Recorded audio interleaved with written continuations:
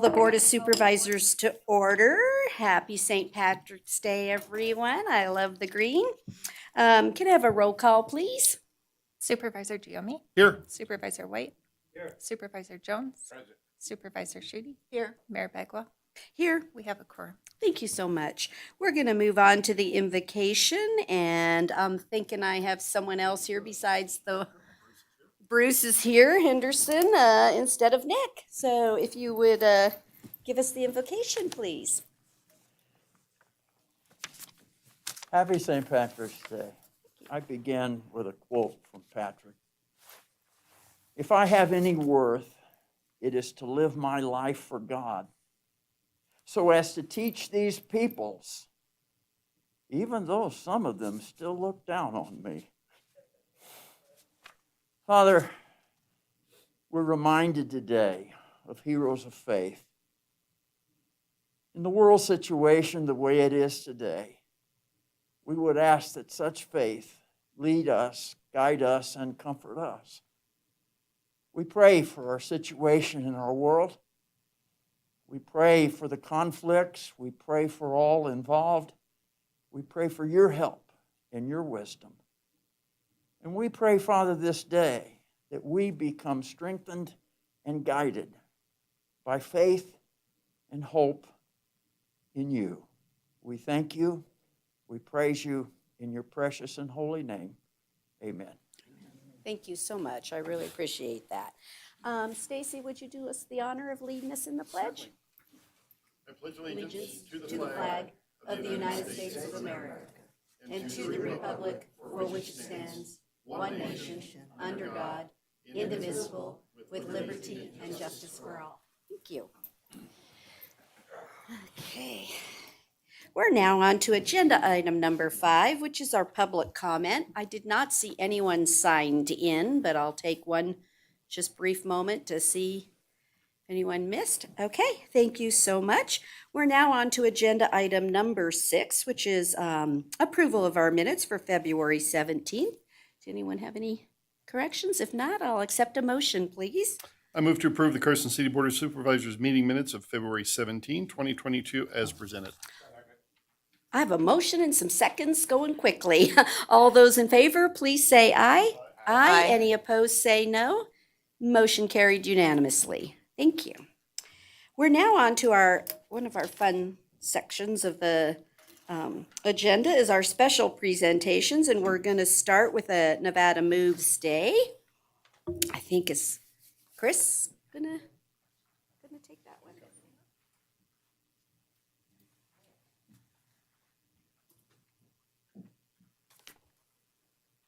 Oh, and Kelly. Hi, T. And hi. All right, you guys, this is pretty good. So we have a proclamation for Nevada Moves Day. Whereas parents driving children to school can account for up to 25% of the morning rush hour traffic in the vicinity of schools. It's a true statement. I live right next door to one. It's true. Whereas walking and bicycling to school reduces the number of vehicle trips in the vicinity of schools and potential conflicts between vehicles and pedestrians or bicyclists. And whereas reducing the number of vehicles driving students to school results in increased safety, reduced traffic congestion, improved air quality, and less fuel consumption in the vicinity of schools. Whereas walking and bicycling to school offers an opportunity to build physical activity into both parents' and children's daily routines.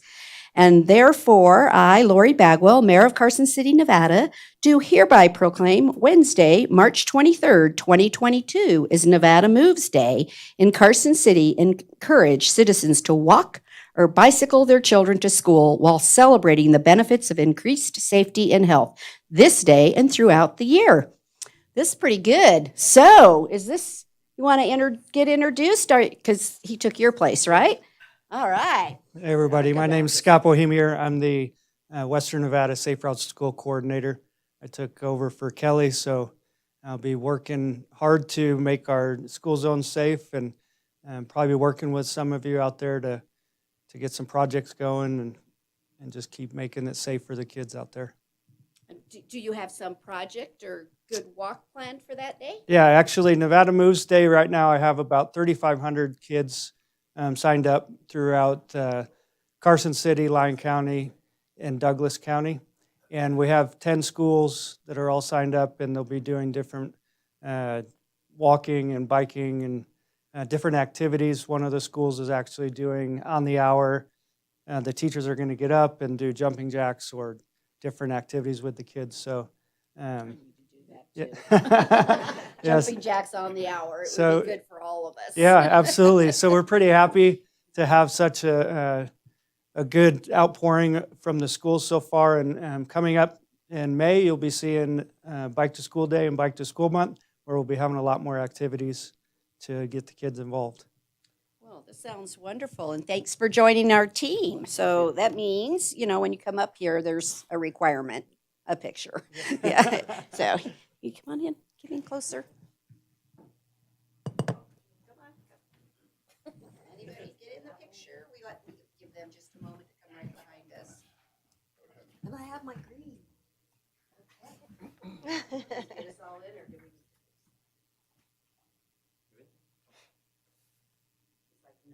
It would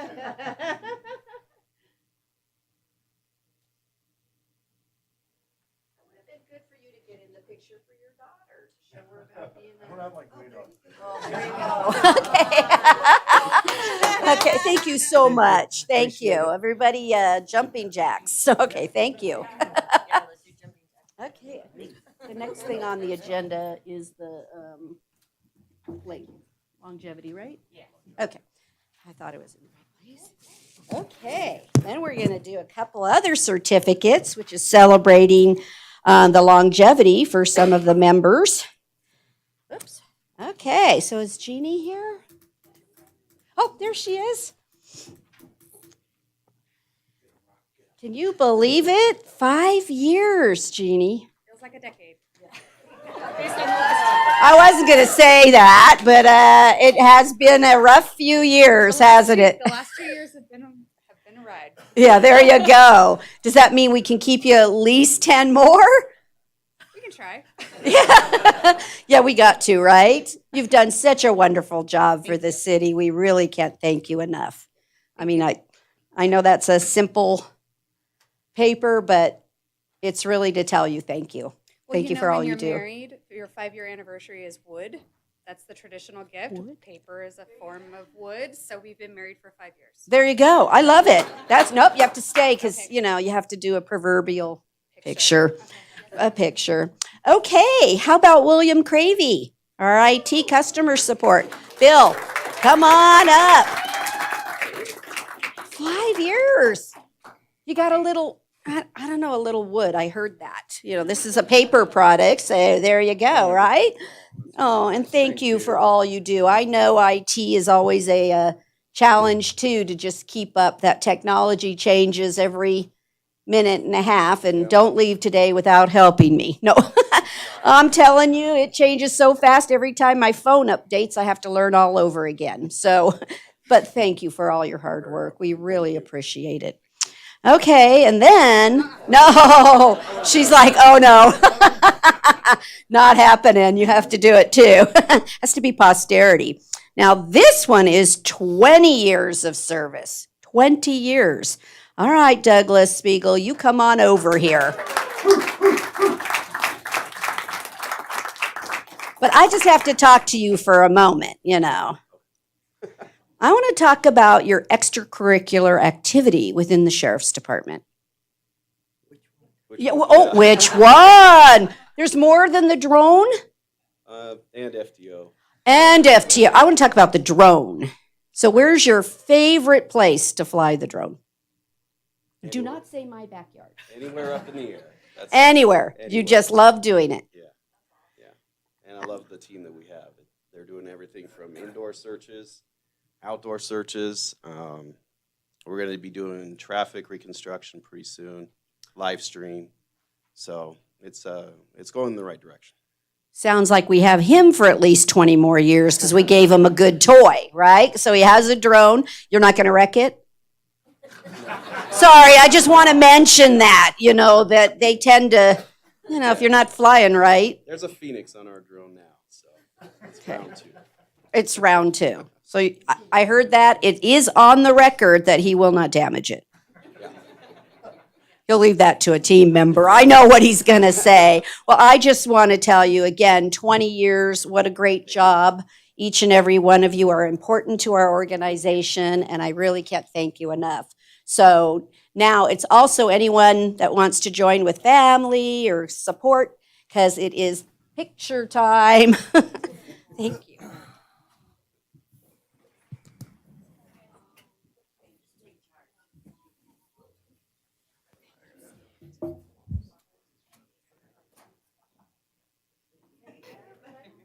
This is not fair. She brought an entire squad with her. She didn't know. She said I know. 3.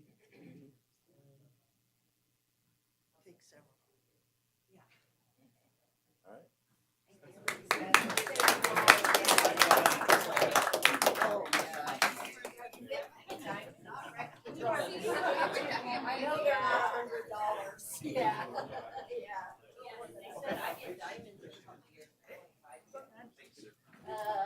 wonder if we can speckle it inside of diamond cuts in the paper. Yeah, diamond cuts within it. Okay, let's see. Right out of elementary. Okay. No, no, if it was, I would. Yeah, he's eyed, Bailey. Okay, we're now going to move on to our consent agenda. Any member want anything pulled? I'll accept a motion. I move to approve the consent agenda consisting of items 9A, 9B, and 10A, all as presented. How about 8? And 8A. Sorry, Nancy. All is presented. I have a motion and a second to approve the consent agenda as presented. All those in favor, please say aye. Aye. Any opposed, say no. Motion carried unanimously. Thank you. We're now on to item number 12, which is discussion and possible action on a report on our annual technology fund. Ms. Rolette? Quick switch. Good morning. Chairs. Good morning. Aubrey Roulette for the record. I'm here for any questions.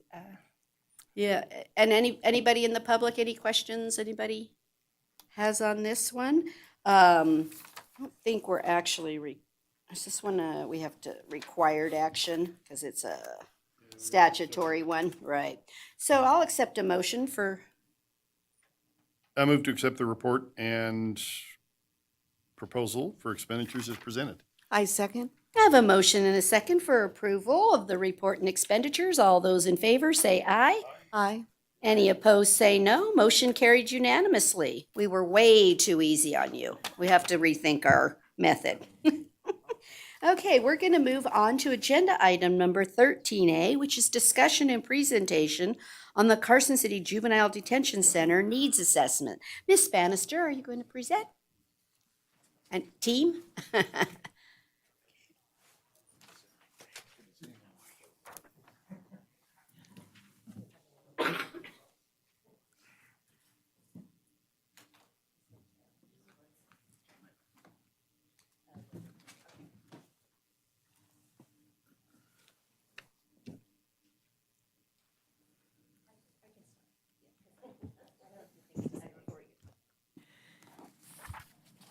Good morning. Allie Bannister, Chief of Juvenile Services for the record.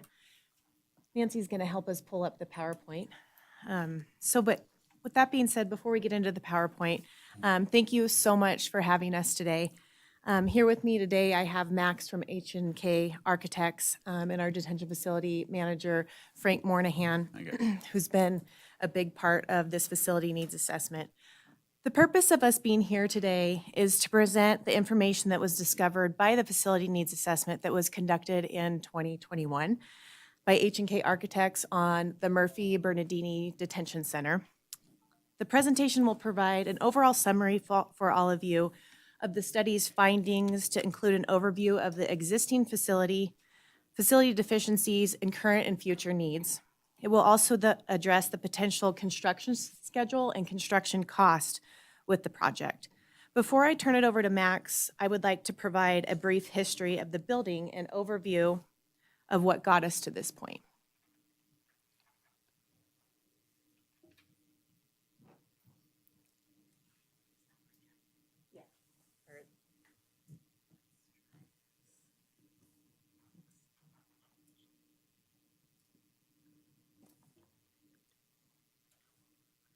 Where did our IT guy go when we needed him? Where'd he go? I knew it was going to be necessary today.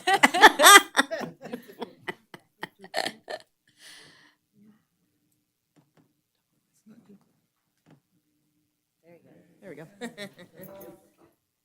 Thank you. See, thank you.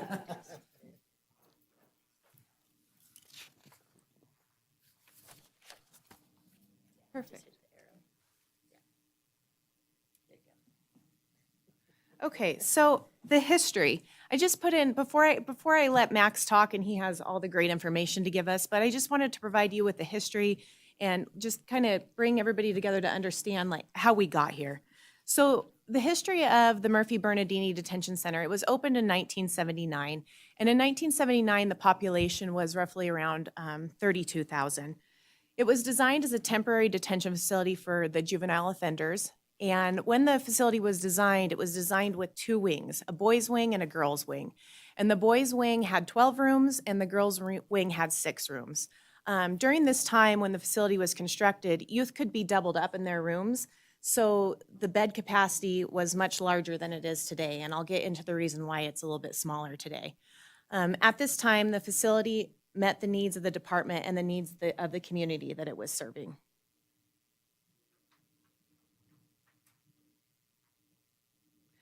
So the next slide has to do with federal and state mandates. So just wanted to touch on this a little bit. In 2003, the Prison Rape Elimination Act was passed, and that's PREA. And I would like to read to the board just exactly what the PREA standards require in a nutshell. And this is a very brief snapshot of it. But the PREA standards, which were developed by the National Prison Rape Elimination Commission, were created to provide rules to prevent, detect, and respond to sexual abuse and sexual harassment within the correctional system. PREA applies to all federal and state prisons, jails, police lockups, private facilities, and community correctional settings that house male and female adults and juveniles. PREA standards require that the agency shall ensure the facility it operates shall develop, implement, and document a staffing pattern that provides for adequate staffing levels and an assessment of video monitoring to protect residents against sexual abuse. In addition, the PREA standards have mandated consideration to upgrades to facilities and technologies. When designing or acquiring any new facility, PREA requires that an agency shall consider the effect of the design, accusation, expansion, or modification to protect residents from sexual abuse. When installing a video monitoring system, electronic surveillance system, or other monitoring technology, the agency shall consider how technology may enhance the agency's ability to protect the residents from sexual abuse. So with that being said, PREA, as I mentioned on the previous slide, it has reduced our bed capacity. So one of the rules of PREA, one of the mandates is that we are no longer allowed to house youth in as double occupancy. They can't be doubled up in their rooms. So that has reduced our bed space to 18 beds. Due to the design of the building, PREA mandates regarding required video monitoring, the building became quickly non-compliant with PREA standards. But just to clarify, although the facility is outdated, Juvenile Services has passed PREA audits in the past. We are definitely not 100% PREA compliant, but we have implemented and submitted certain protocols regarding blind spots in detention and how we're going to manage those deficiencies. The next is the American with Disabilities Act, the ADA compliance issues. In 1990, the American Disabilities Act was passed, and it should be noted that our building is not ADA compliant. None of our juvenile detention cell doors are ADA compliant, along with other doors in the facility. The next bullet is the COVID-19 pandemic, which quickly overwhelmed our detention center due to forced isolation and limited space to do so. In addition to the limited space to separate youth, the poor air quality due to our outdated HVAC has made it close to impossible to keep the staff and youth healthy in the building. New intakes during this time, they were isolated in the girls' wing and holding cells up front. This brought its own challenges as the holding cells do not have bathrooms and they're not equipped to house youth for long periods of time. In addition, utilizing the girls' wing for all new intakes created bed capacity issues for intakes that were coming in, and it quickly became evident that we were not equipped to handle a pandemic. The last bullet is increasing in youth with mental health issues. This is a major issue for us, and it continues to be on the rise. As we all know, mental health issues have increased throughout the years, especially due to the COVID-19 pandemic. Historically, when youth were suicidal in our detention building, we utilized West Hills Hospital. However, in 2021, West Hills Hospital closed their doors, leaving the suicidal youth, unfortunately, detained in the walls of our detention center for longer periods of time. On an average, 65 to 75% of the youth entering the detention facility suffer from mental health or co-occurring disorders, meaning mental health and substance abuse. Many of these youth enter the facility with suicidal ideation or actually become suicidal when they're arrested. This has become problematic since the current detention center only has one mental health holding cell.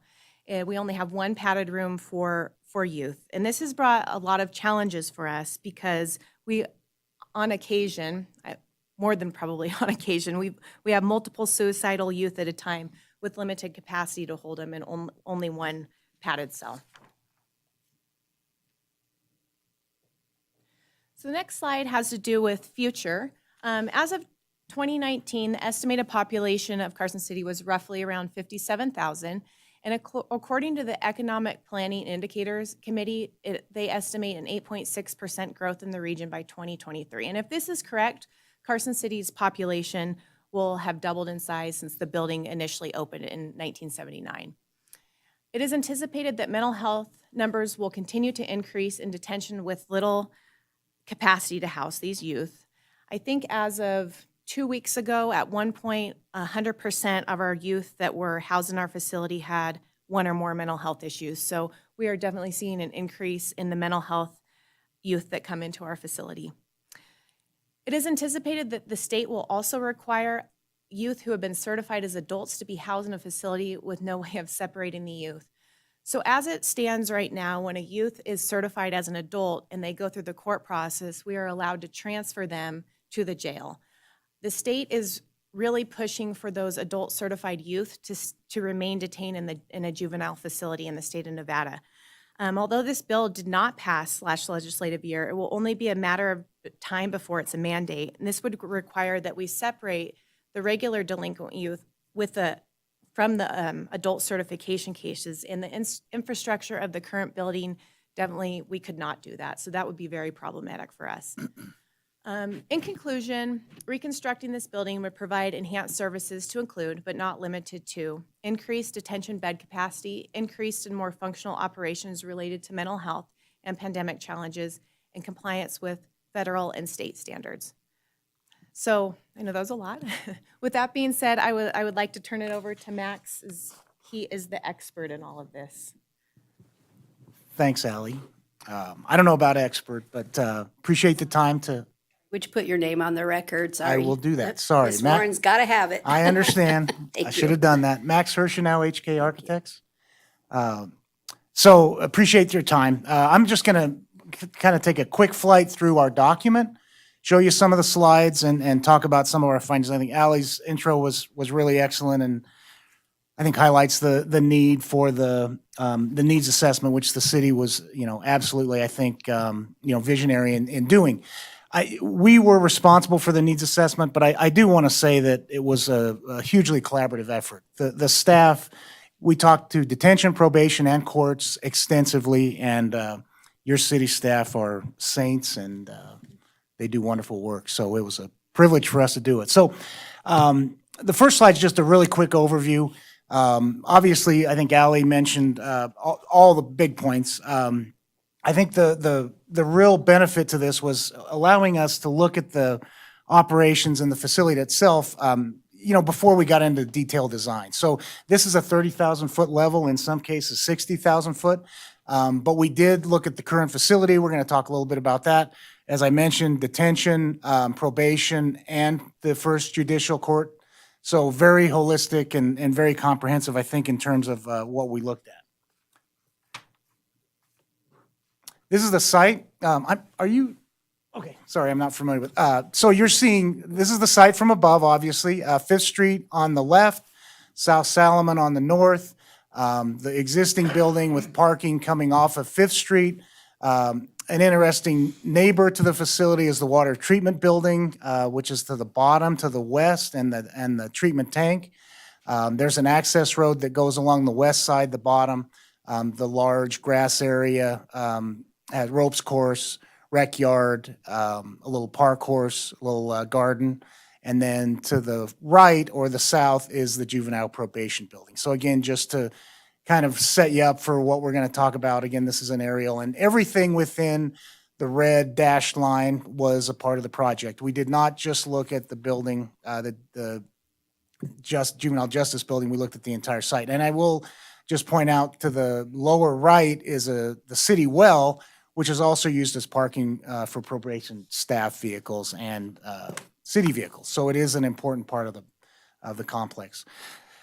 So Ally did a great job of talking about some of the deficiencies. I think just maybe to take a little bit deeper dive into some of the architectural and engineering deficiencies, if you will. Again, as she said, the building was built in 1978-79 as an 11,500 square foot building.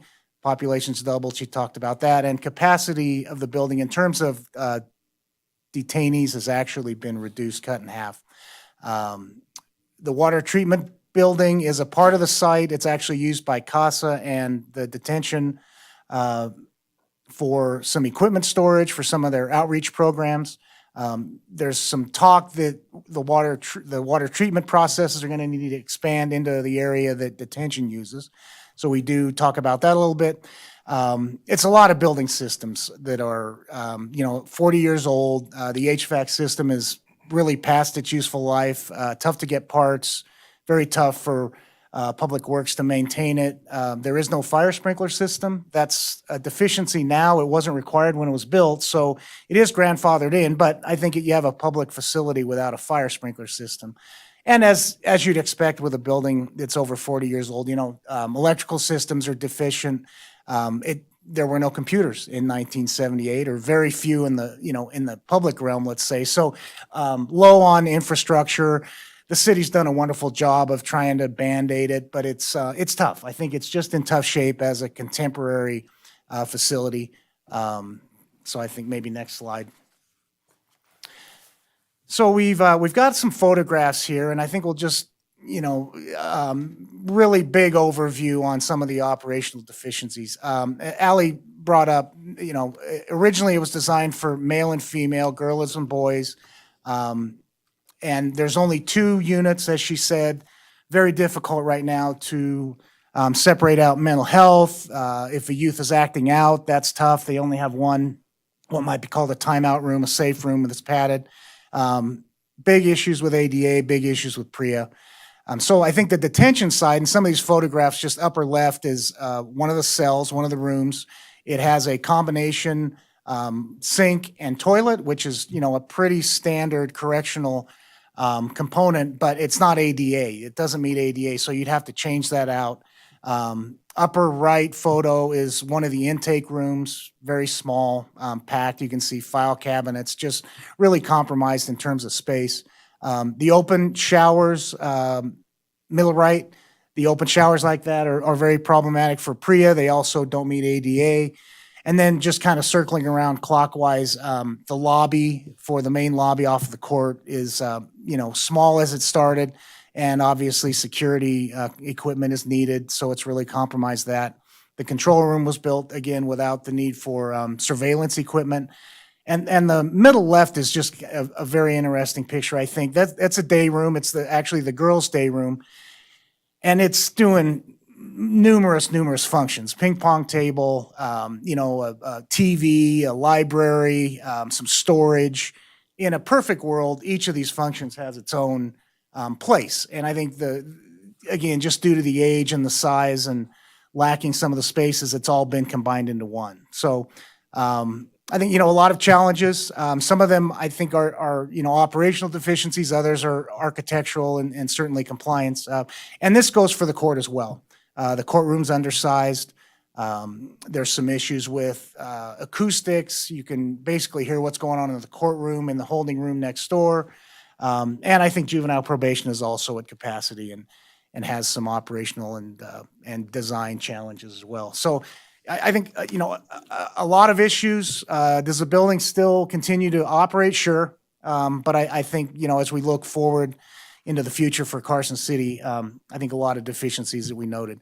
Just real quick on this, it's just an interesting, this is the floor plan of the detention side of the building, and every one of these red walls is a concrete block wall, concrete masonry, which is the way that these buildings are typically built for durability. But so every one of these red walls is bearing. It's a structural support, and the roof is concrete, which is, again, a pretty typical construction. But you can imagine some of these cells, in order to meet ADA, need to be increased by just a pretty small increment. Well, there's just no way to do it. You just can't do it. The intake area is kind of on the left side, a lot of small rooms with a corridor. And again, some of those need to grow incrementally. We need to add a fair amount of functionality there, and there's just no way to do it. So I think, the question about the building supporting the programs going forward, it kind of bears itself out with some of this diagram and some of the deficiencies we just talked about. Very, very difficult and very, very costly to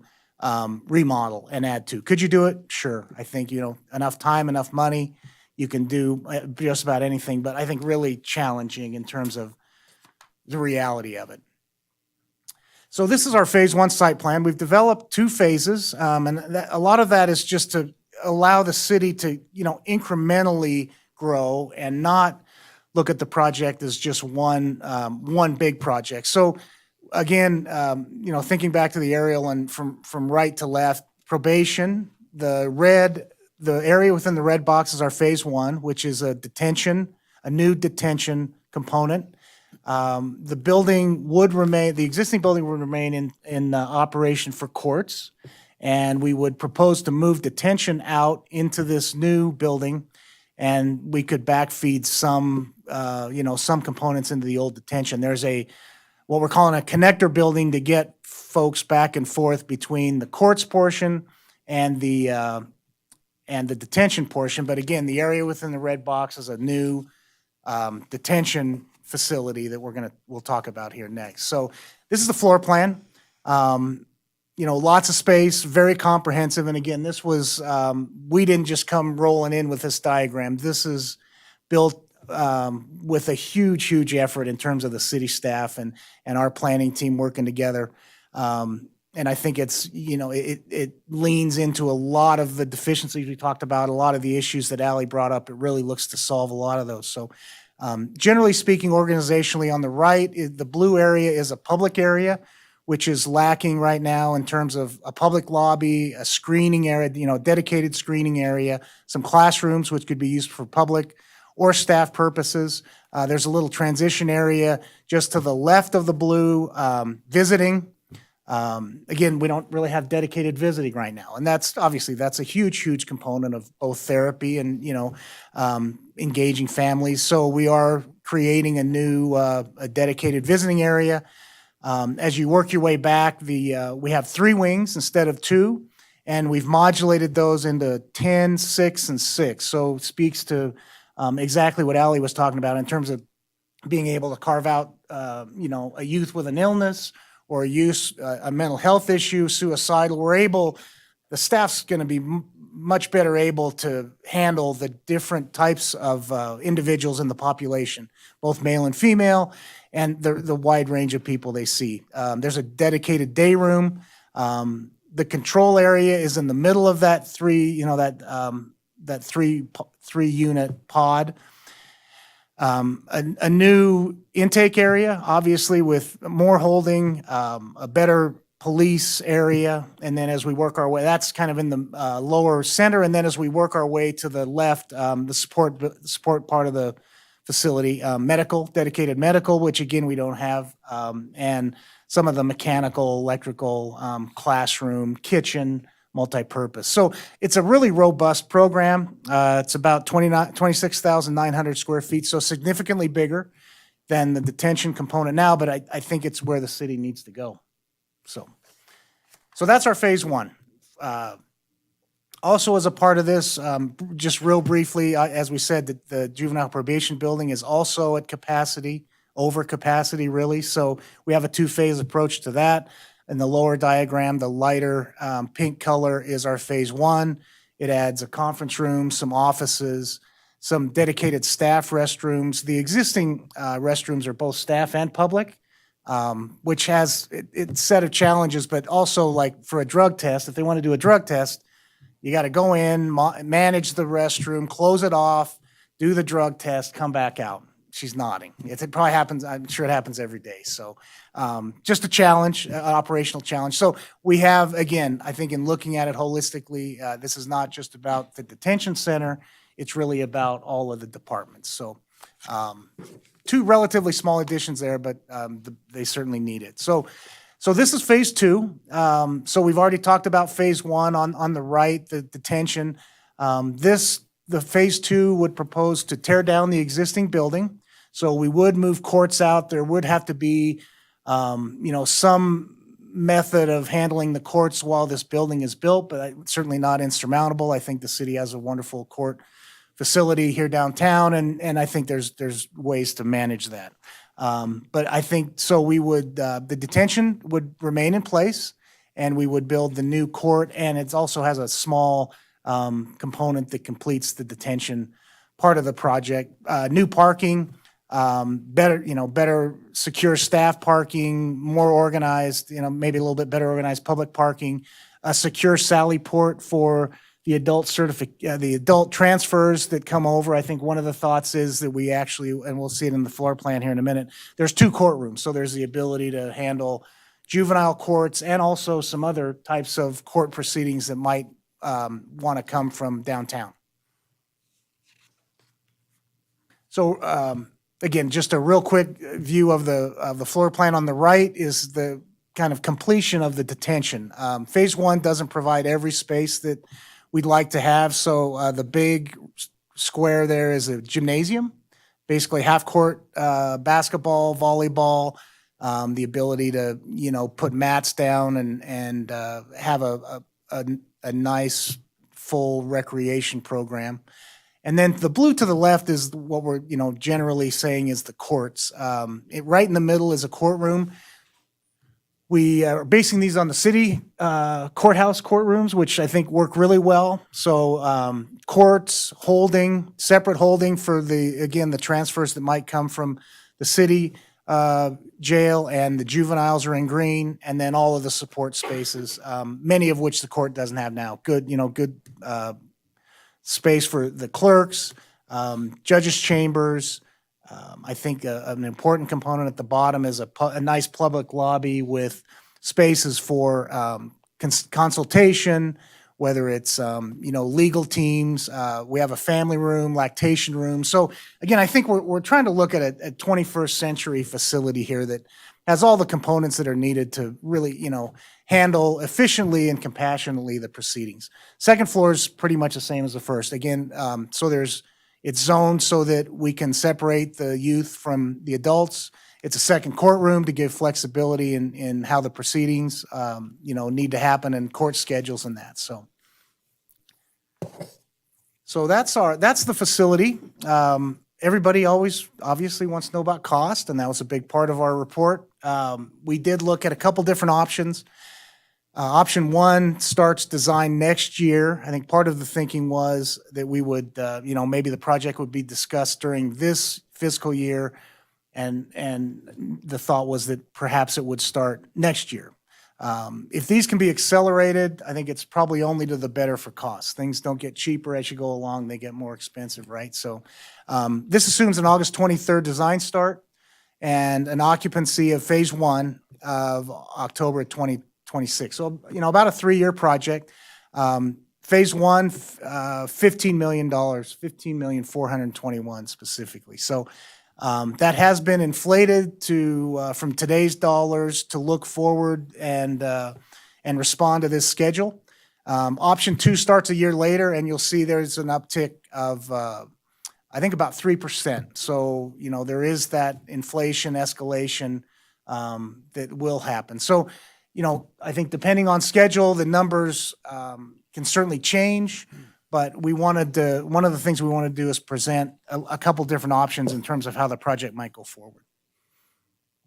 Our needs assessment did look at the schedule, I think at a pretty granular level. So obviously impossible to read here, but we're basically looking at schedules for phase 1, phase 1A, which is, I didn't talk about that just in the interest of time. That's a 14-bed addition that can happen somewhere within the overall completion of the project, and then phase 2 is at the bottom. So again, we've tried to really line out a relatively detailed project schedule that can change as we go forward, but I think hopefully it's a good framework to get us started here. And then the last slide is just a phase 1 schedule. So again, probably a little bit difficult to read, but this responds back to that August of 23 design start and a completion October of 2026. And option 2 does kick it out another year. So obviously the schedule's based on city resources, funding, how we go forward. And as these are brought forward, it's better cost-wise and does obviously change the schedule, and that can be adjusted as we go forward. So appreciate your time. I tried to make it brief. There's a lot more to this project, and again, we happy to answer any questions. Sorry, I sounded like my funding cue. There you go. Yes. There. So I'm Sherry Russell, the CFO, and I did look into bonding and how we could potentially fund this. So first, we are proposing our CIP schedule, which will come before you in April, the design of this facility. It's about 1.7 million. It is included. If the project is delayed, we can obviously push that out to different years. So as he said, the anticipated cost I was looking at was the first phase, $15.4 million. And first and foremost, I know Nancy is working with lobbyists in the Nevada delegation to submit appropriations requests for this and try to get some federal funding for it. However, absent any federal funding, if we don't get any federal funding, I did speak with J&A, and we determined that it would be about a $1.1 million debt service payment annually for the $15.4 million. And we came up with about 3 options. Those 3 options do have their challenges, but in CTAX, we do have some bond money, only about $500,000 freeing up after fiscal year 26. So in fiscal year 27, we have about half of our normal debt service, which our normal debt service is about $3.5 million. Now we can go over that. We have, a limit, and we can go over that. So if we did go over that, we could fund the whole thing out of CTAX. And then in 2031, another $600,000 of debt service frees up. So that would bring us back down to the $3.5 million that we normally pay in debt service for the general fund. And then in 2034, we have another large chunk, about 1.6 million freeing up. So we could fund it that way. There would be about 6 years that we're over where we like to comfortably be at $3.5 million in debt service. And that simply means we wouldn't be able to pay as much capital as pay-as-you-go capital and operating like that would take from that pot of money. And again, that's only phase 1, correct? Only phase 1. And that would mean, of course, that we could issue no other CTAX debt for 12 years. That takes up all of our CTAX debt. So that's a challenge with that option. There's also the V&T infrastructure tax. That is coming to an end also in 2026. So same time frame, 2027, we could potentially change that expenditure plan and put this money towards this building. That revenue is currently about $2 million. Now, currently, 650 of that money is going towards roads. And I know the huge challenges we're having with all of our roads. I think everybody was kind of hoping that V&T could be completely moved to roads. But that is an option. Right now, the current bond in there is about $1.1 million. So paying that off in 26 and adding this would change nothing in our current structure. So that was option 2. Option 3 is a hybrid. So it's taking that $500,000 that frees up in C-Tax and using part of C-Tax money to fund it, and then using part of the V&T tax rate. So that would free up a little more for roads in V&T, and then we would comfortably sit at that $3.5 million in our debt service. This again wouldn't happen until 26 or 27 when those sources free up, but those that would kind of, we would be able to do everything that way. But again, that would take all the C-Tax money until at least 2031, so 9 years. So. May I ask something? Is there any other statutorily allowable sales tax increases that we could enact with voter approval? I believe there's one for roads left, but it's pretty Not for specific, this. so no, Only for not for roads. this. Mhm. Yeah. So I guess I have just some general comments or thoughts or, again, putting thinking caps on and stuff of that nature. So I want to thank you and certainly the design that you guys are discussing is to meet our needs for the next, 40 years. If we got 40 years out of this building. So I really appreciate that you're trying to think ahead. And something that's difficult, I know, for you and the staff is dealing with the conditions that you have. And it's kind of the same I know it's hard for the public and everyone to understand, but when we go for a major capital project, they usually are that 8 to 10 years out, just because there's no funding mechanisms for us to quickly pull any trigger to build. There just isn't. It's not going to magically appear. So one of my questions really goes with if we can't start phase 1 and truly have any funding, if we were to strip everything and just say that's our number 1 priority, which is what Allie, which is the right thing for her to do. That's the focus and the job that she has. Doesn't mean it's the number 1 focus, but I understand where she's coming from. Why would I do a design in 23 if I really can't start till 26?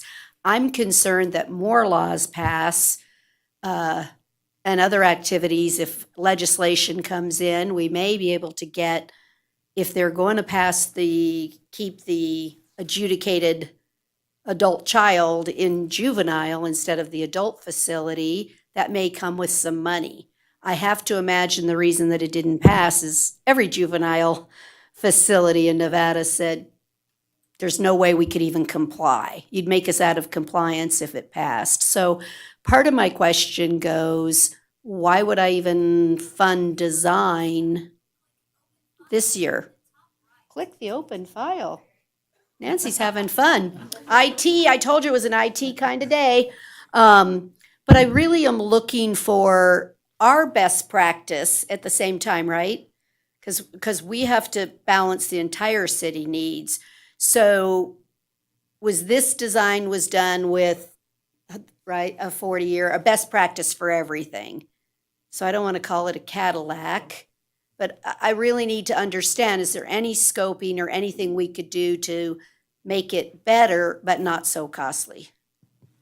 I have to just be yes. honest, right? I No, looked at yeah, the price no, tag and they're- went, I 44 think they're- million. Are you crazy? We're never going to come up with that I know, cash. we always get called crazy when we start There, talking. that's right. yeah. I'm like, whoa. So again, Max Hirsch now, HK Architects. In answer to your first question, we would never propose to start design and then have plans on the shelf for any number of years. It's Okay. just not, It's not as you say, conducive. legislation, trends and technologies. I don't think it's good public policy to do that. If it's a short period of time, that's one thing, but codes change, structural codes change, every time there's a major seismic event, the codes change. So I think the reason we built the schedules was to show the duration of it realistically. But so I wouldn't say start design until you think you're ready to build, right? Okay. If that makes I sense. appreciate your honesty. So Thank you. yeah, I think that's just the reality. The second point, and Allie might be like kicking me, but I'll give you my personal opinion on the scope that you asked about. This is a needs assessment, so we did no real design. I mean, the building, Correct. we developed it in as much detail as we could. We feel as though it's what Carson City needs, again, with that 40-year vision. But I think it wouldn't be right of me to not say that we can't continue to refine the program. We have, oh, good, she's shaking her head. Yes, I was afraid she wasn't going to like that answer too much. So certainly, this is a very robust program. I mean, we're probably tripling the detention area itself. So can changes be made? Absolutely. And I think just so you know, we have made some of those. I think we've refined it as we went along. So I understand, totally understand resources available. And I would say maybe, a next step is to align the project with what money you have. We're operated a little bit in a vacuum in that we didn't really know the amount, Okay. right? And it's not blue sky. I don't want to say we weren't irresponsible at all, but we gave the city what they need. Now I think maybe it's a matter of aligning that with what your resources are. And I feel very confident there's a project in there somewhere. If there's the right amount of money, I think we can deliver a project. And some of it might be future phasing as well. We need to look at maybe instead of 2 phases, maybe there's three. Maybe there's different ways to break it up. Maybe we need to look a little bit broader within the city too, and just see where, maybe some of these things can happen, not necessarily on another site, but how do we provide the services that they need, and still have a realistically sized facility? Does that make sense? It makes complete sense Yeah. to me, and I really appreciate, and again, I think that your task was to give us a 40-year vision, so I'm not upset with the result. Now we have to get to the reality of accomplishment. And those two don't exactly, like you said, line up due to resources, but it doesn't mean we don't understand the needs. It's now gonna come to what we can put together as something reasonable that we can afford and that we can do. So I appreciate all the hard work on this. Supervisor Giomi? Yeah, I think, to the mayor's point, this is sort of a compendium timeline for me. And on this end, we have nothing, right? It stays the way it is. And on this end, we have this. Best practices of all. And I think in between those two now is where staff has to start sort of trying to come up with a recipe that fits. And I think we really need to be, and I know I've had this discussion with Ally, but I think in order for us, or for me as a board member to be comfortable, I think we have to start exploring everything. And to me, that means really diving into the potential for regionalization. And I know that Ally doesn't necessarily agree with that, but I think we need as a board to hear more than just, well, I don't think it'll work, or there are reasons why it won't work. I think we need to hear that. I think we need documentation that won't happen because, let's face it, we are in a region where there's a lot of interaction between governments and the residents that are in those general regions. And is it viable as I start to think about, is it viable for Lyon County to have a $45 million complex and Carson City to have a $45 million complex and Douglas County to have a $45 million complex and Story County, who I know comes to us. But so I think, and I know there's a big facility in Churchill County and Lyon County and them cooperate, and that's already happening. But it doesn't mean we can't, steal their thunder. And I think from my perspective, that needs to be explored. I think we need to consider the court component of this, because as we heard Sherry say, it's only possible to expend everything we have to get to phase one. It doesn't even address the phase two component. And that's before we even talk about the needs that our district court has, which we know are coming. Is there a way to merge those courts? Is there a way, while we're expanding the district court, to have juvenile court there? I don't know the answer to that. I know there's problems with mixing adults and juveniles, but there seems to me maybe there's a way to do that. Maybe when we're adding that third district court, we don't have to build a courthouse next to juvenile. Yes, I get that it's more operational costs that we're going to have to pay, but that may be easier for us to do than to fork out an extra $15 million. So, and then I think the third thing is I need to feel comfortable that incarceration is going to continue as a viable means of dealing with these issues. I know that incarceration and reform is talked about a lot. I know that those in your world learned a lot during COVID on how things can be managed. I absolutely don't want people who are a danger to this community to be free. At the same time, I think we have to think about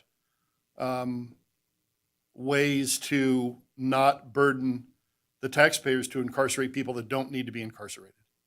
And if they do, I'm all for it. But if they don't, then it's a tremendous burden on our taxpayers to put, whether they're adults or juveniles, away when they don't need to be incarcerated. So those are the things that I'd like to hear as we sort of find our way on that compendium. Thank you for listening. Supervisor White? Thank you. I'll kind of jump off right where Stacy left off. You said in your assessment that the judges ordered only the most serious offenders to be housed during COVID. So that generally tells me at least a certain amount of folks you would have detained were sent home. Have you seen any ill effects in the community from that policy?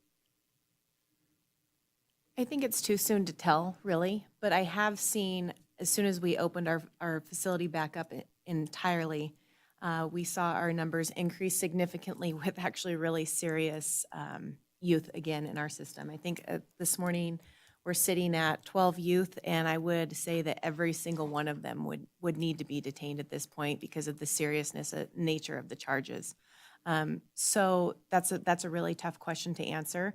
And that's something that I know that the sheriff might have a comment on that, because we worked closely with the sheriff's office to help bring the numbers down when we were going through COVID and we had that administrative order. But I don't know if that's something that you want to speak to in regard to bringing the kids into custody. For the record, Sheriff Furlong, the short answer by my observation is yes, we have seen an increase. We had a large number of our population that was going unchecked during COVID. I think that juveniles tend to be very flexible and operate very well in a structured environment. We lost a lot of that during COVID, and I believe that we are seeing some of those impacts now. High-risk offenders, yes, we need to safeguard the community. But I think that where Ms. Bannister and I really strongly agree is the focus here is about juvenile services. When children are not, when it is not necessary to house those children, services need to be at the forefront. And I would urge that understanding. While we're talking about a juvenile detention center, it is juvenile services center. And that's where we have long been going.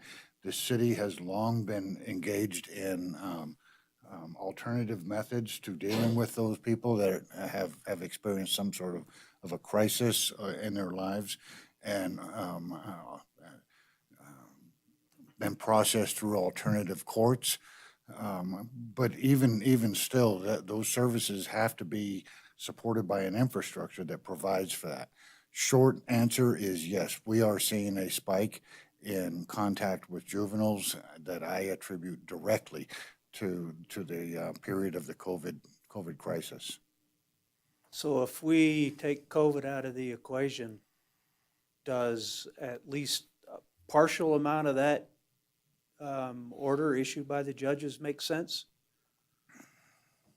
That's probably not an answerable question. Probably not an answerable question.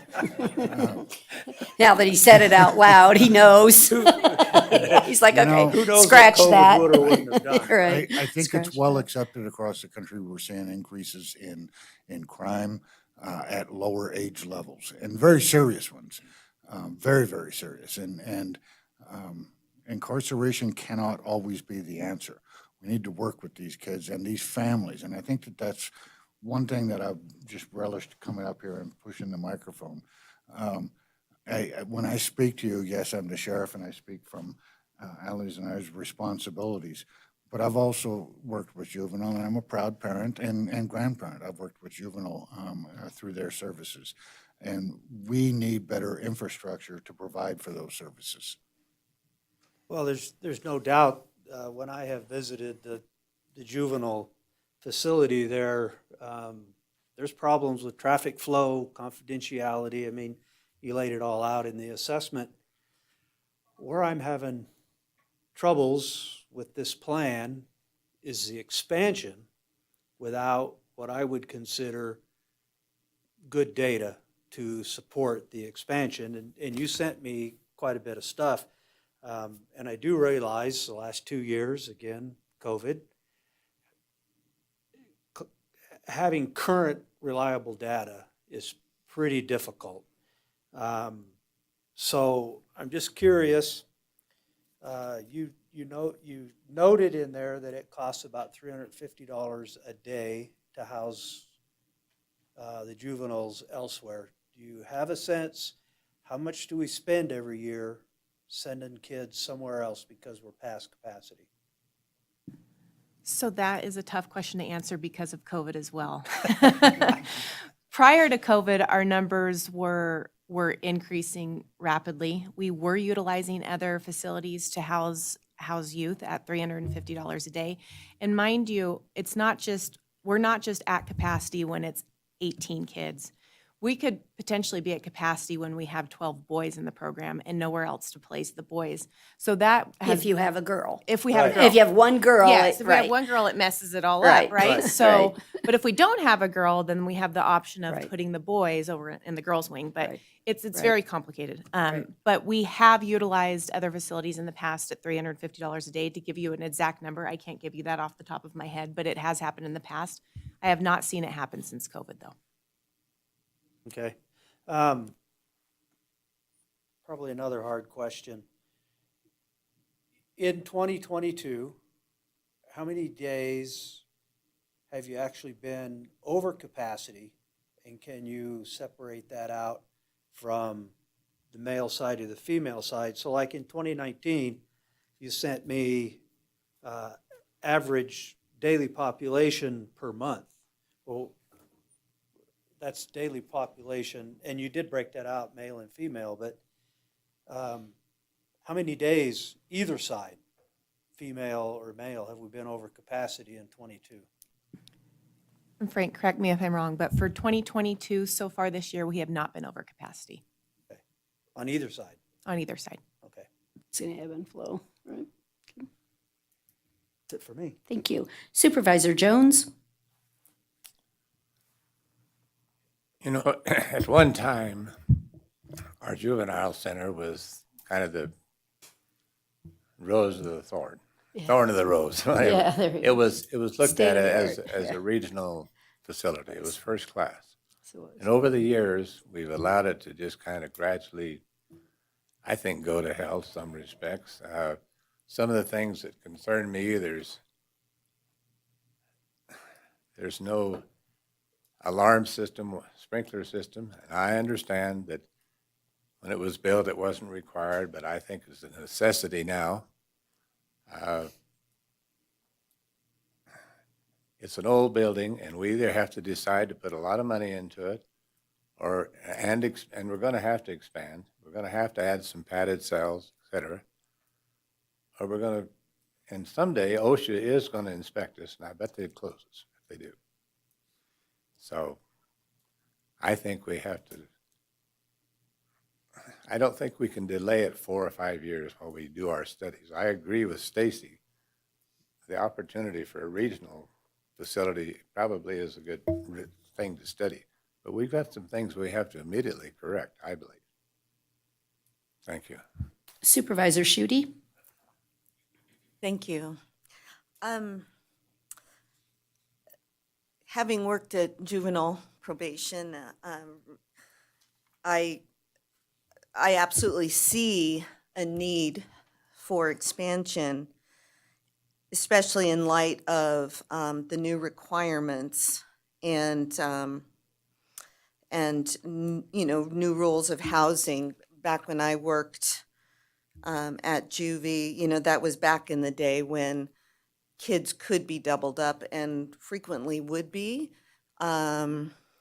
If there was overflow, kiddos would be in the holding rooms in the hallway. And everybody, people were safe and staff, paid close attention, all of that. But this has changed, and the room, the capacity is now very, very limited.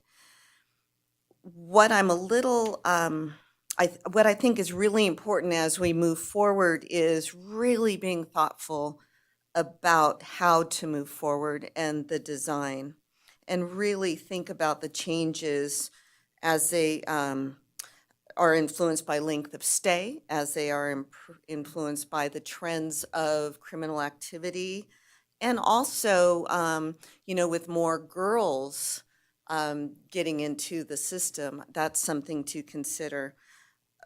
A little, some of my worries looking at the floor plan, and I know it's not a finalized plan, but by having the 3 different pods, one with 10, and that's being the largest pod or the largest wing, in essence, we're kind of losing a few rooms for boys. And I know there's the safe room, and then I think the shower.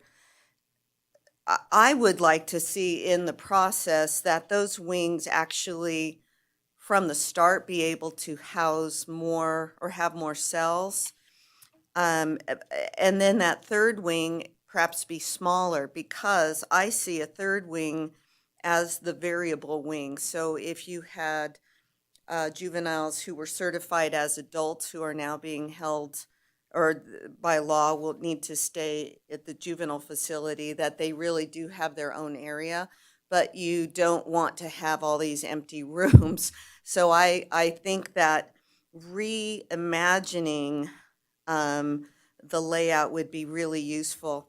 I also feel that, and while I understand the need for dedicated rooms, I sometimes think it turns into, it can be very limiting.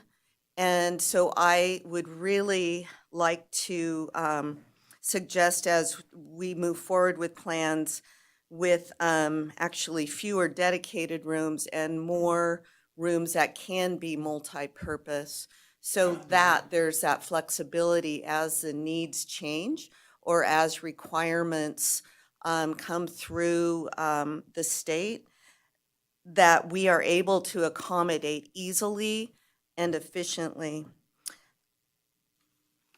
So that would be my big focus. I think in light of budgets and in light of so many needs that the city has, especially with roads, I think we have to pare it down, but in such a way that it can accommodate safety, security, and our growing population. Supervisor Giomi? I wanted to make one more comment because Kenny brought up a good point, and I don't know that I articulated it quite as well as he did. So I just want to emphasize that, you know,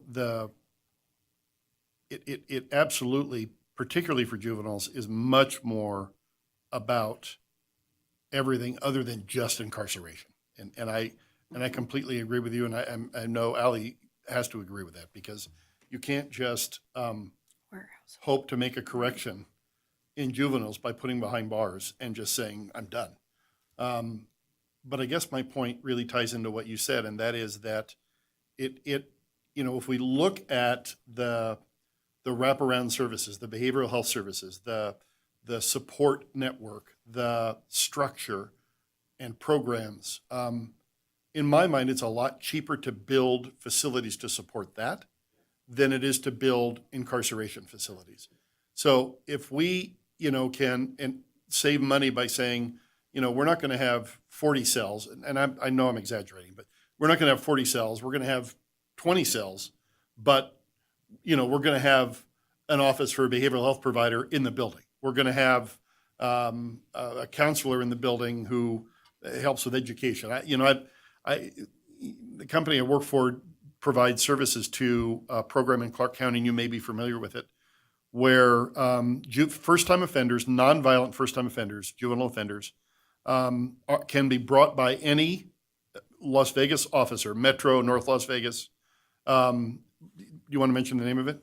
I believe you're speaking about the Harbor program. Yes.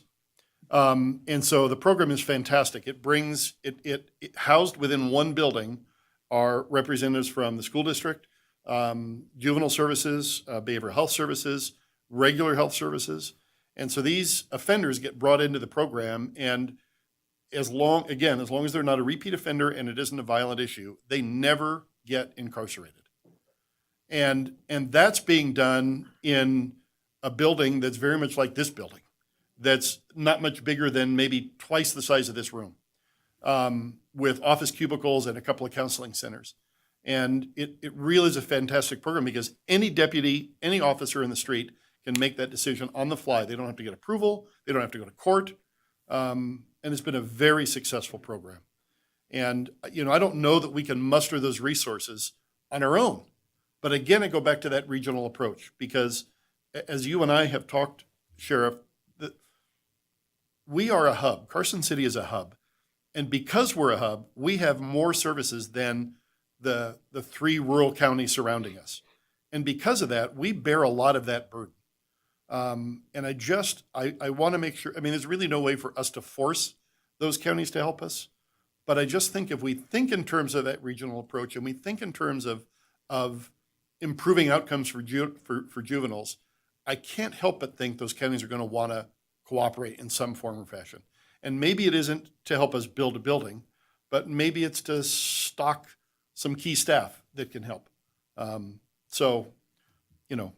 Sorry, I got up on the soapbox a little bit, but I think we kind of think the same in that term. And so I'd really like to see us focus on that a little bit and see if that can get us a little bit further down from that $45 million number, because frankly, we don't have it. We don't have it, Thank you, guys. So very simply, move more towards probation and pre-court services than hard time. Yeah, I think, they know what I'm talking about. These kids need structure and support.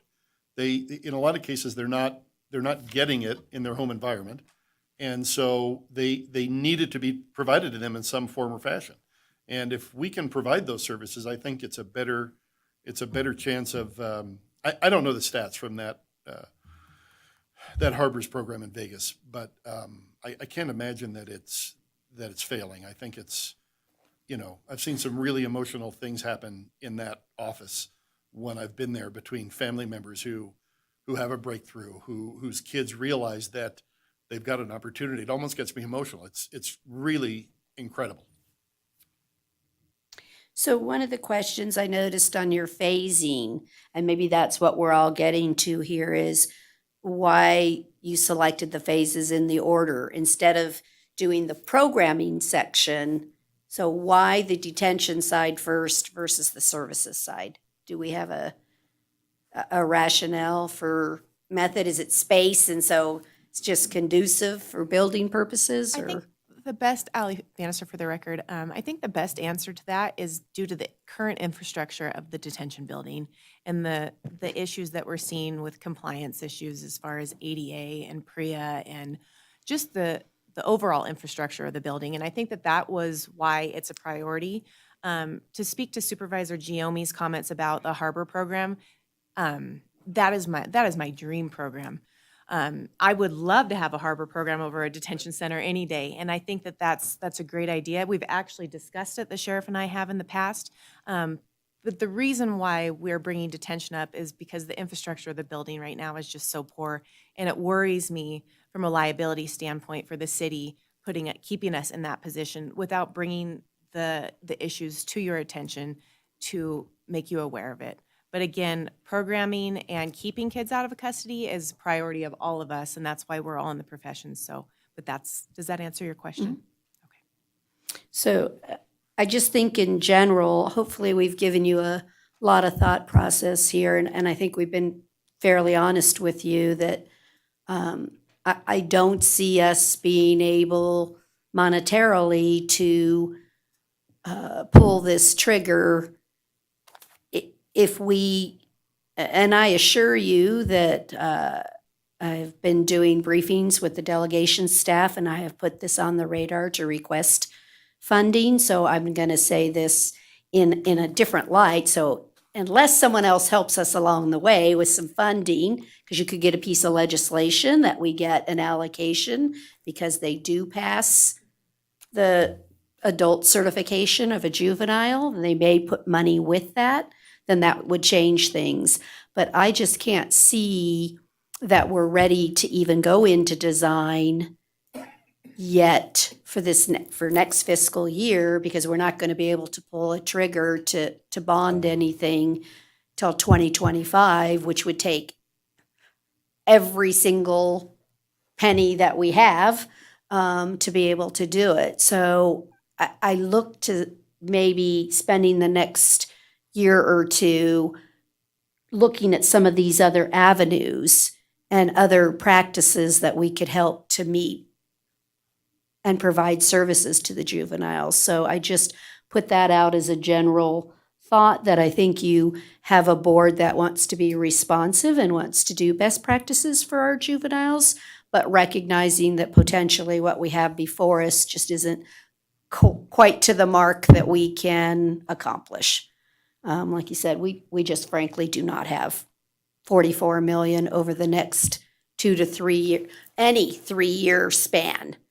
I don't think we're never going to get to the 44 million in a 3-year chart there. So I just put that out so you're aware, but let's work as a team to figure out what we can accomplish and working with our fiscal, and let's see what we can put together. Okay, thank you, Ally Bannister again. Pardon me, I thought we were only talking about the detention center anyway. So that's what was going to be. Yeah, that was the reason for this meeting. Yeah, we don't have well, that's we don't have only 15 million either till 2025. We cannot bond to get the money, Stan. I understand that. okay. I understand that. But I don't think we can just say, well, live with what you got for the next 3 or 4 years. I think we need to look at they need some modifications now, in my opinion. And I think we ought to address that,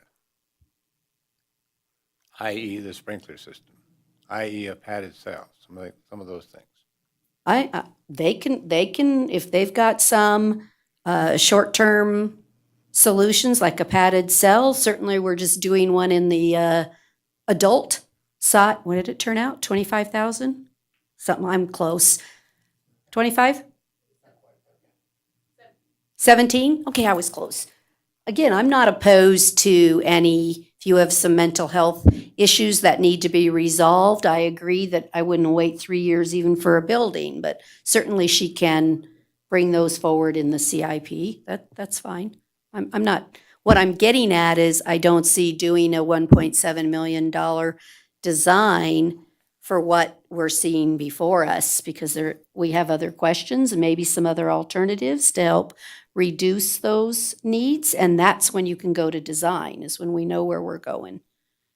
So that's all. Not opposed to helping. So can I, just a couple more comments. So I think originally with the 44 million, the big design, that was something that I had sticker shock, to be honest with you, regarding the, Yeah. the price. So that's why we have separated, just so the board is aware. That's why we have prioritized, that's why we have phased the project into the phase 1A and 2, because the detention center is in desperate need. Like Supervisor Jones said, there's a lot of infrastructure issues that concern me. So that is why we have phased it. And I know Frank had something that he wanted to add really quick too. Go ahead. It has to be green. There you go. My name is Frank Murnahan. I'm detention manager at Murphy Bernardini Center. Sometimes the way I look at it from here, thank you for everybody's input, it's just not about the sheer number of juveniles that we have in the facility. It's keeping our juveniles safe while they're there, ensuring their health, safety, and welfare, safety and security. During the past few years, we've run into a lot of higher risk offenders. They definitely have to be separated for different reasons, whether it's inciting, whether it's mental issues, things like that. And just with our current situation, it's extremely challenging, not only for staff, but to keep programs going while we separate these juveniles from the other juveniles that are in there. Again, I just want to throw that out there. It's just not about sheer numbers. It's not just about PREA, but it's keeping everybody safe while they're in the facility. And we have a super dedicated team that gives more than they really can at times. And I think just really the flow pattern of our facility is what's really holding us back. So I just wanted to put that out there. Thank you, guys. Thank you. And ladies. And thank you for your hard work. We really appreciate it. And just a follow-up question, I don't know if it would be fair to seek the funding for the architectural design of only the detention building in the next year.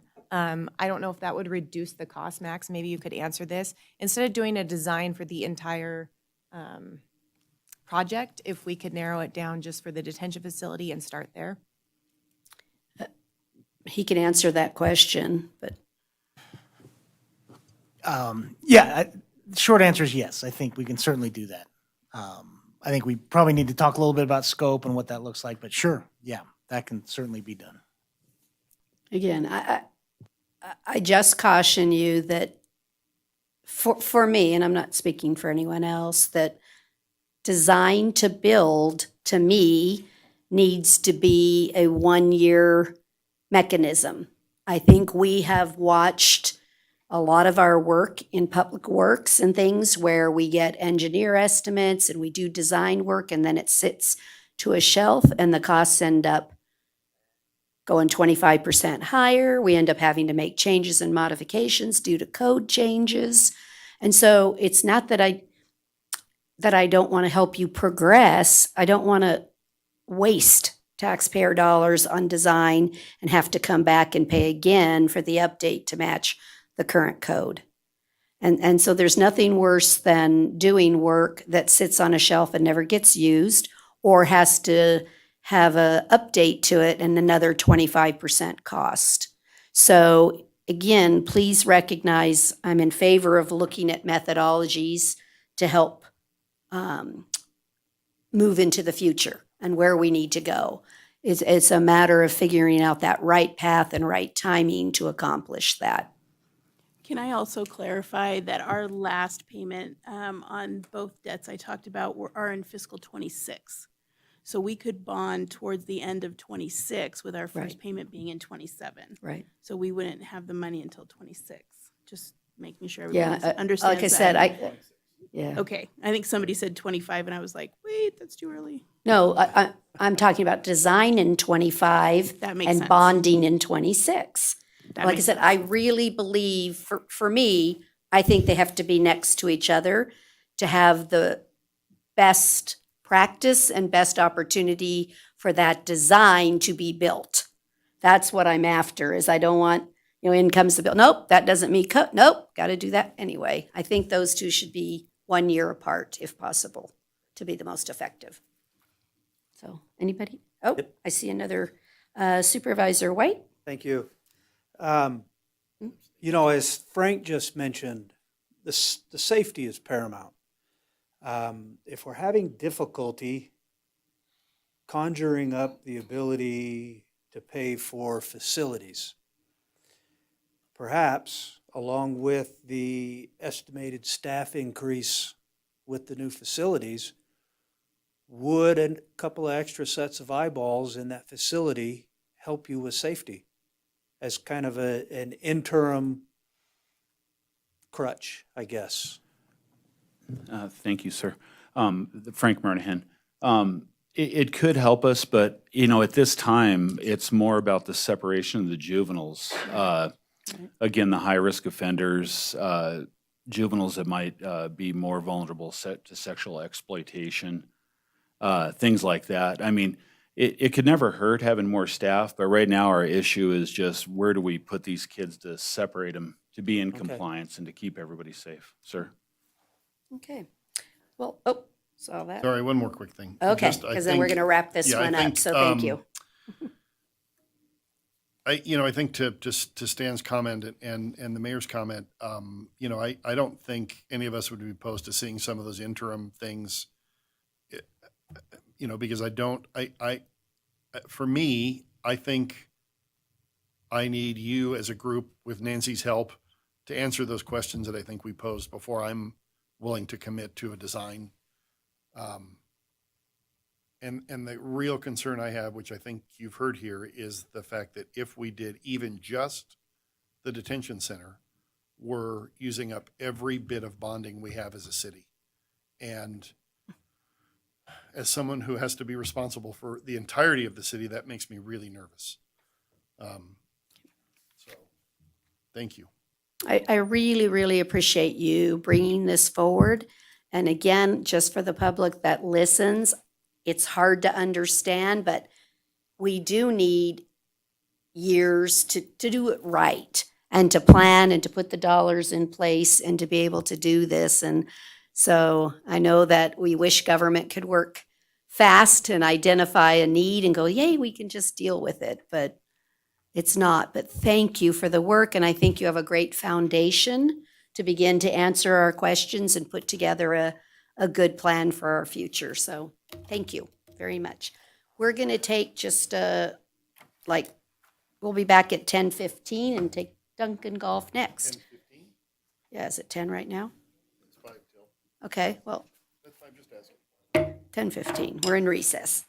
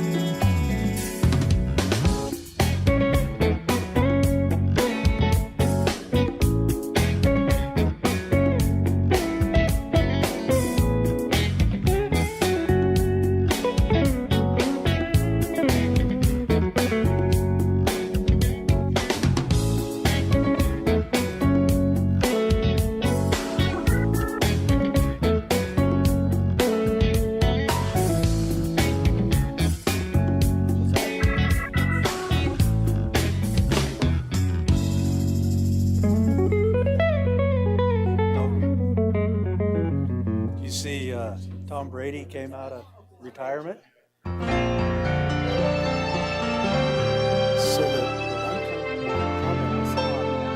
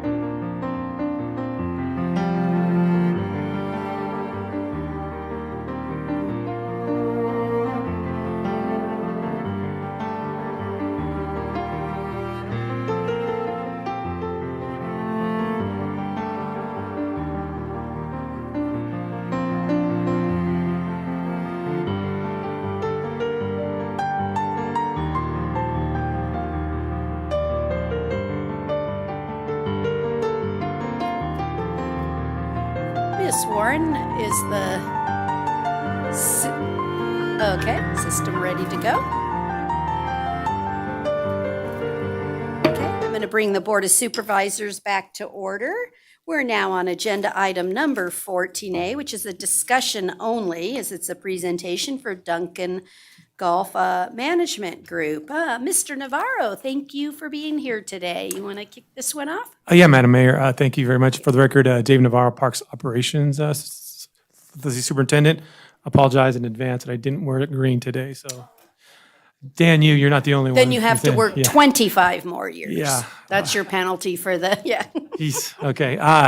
Anyway, so we're here today. I have this is Scott Wachowski here from Duncan Golf, and he's going to do a presentation on the operations of the golf course. This past year, as we know, this in 2017, this Duncan Golf took over to see the operation, and in September of 21, extended the contract to I think it's 2027. So, but he's here today to just give you an overview of what the last year was like, and without any further ado, I'll turn it over to Scott, and then afterwards, we'll be more than happy to answer any questions anybody has. All right, thank you, Dave. Scott Wachowski, Duncan Golf Management. It's been a while since I've done a presentation, and certainly been able to see all your faces, so this is kind of a nice, refreshing deal.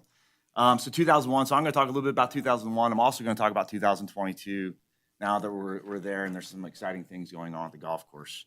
So I'll go ahead and get started here. 2021, COVID's over. Well, not really.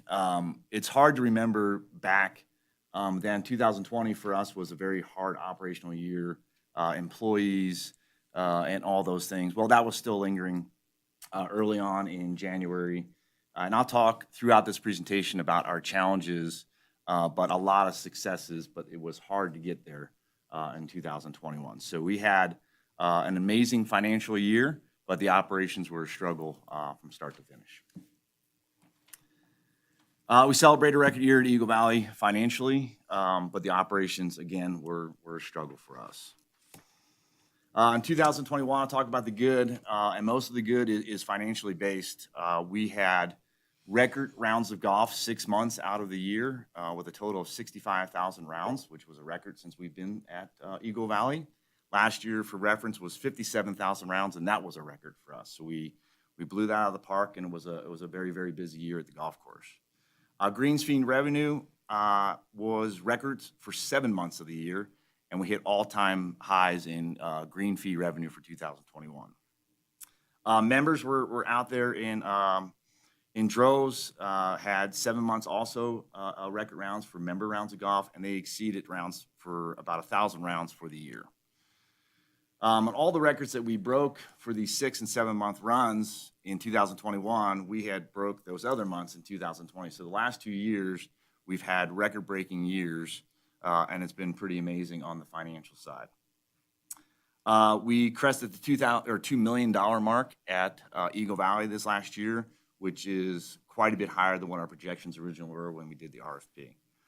Another highlight of this year, we hired a new golf course superintendent in August. I think Dave can speak this as well. He has done an amazing job at securing the maintenance, getting fully staffed, and we're really set up for a great 2022. So he was a real big highlight for us in 2021.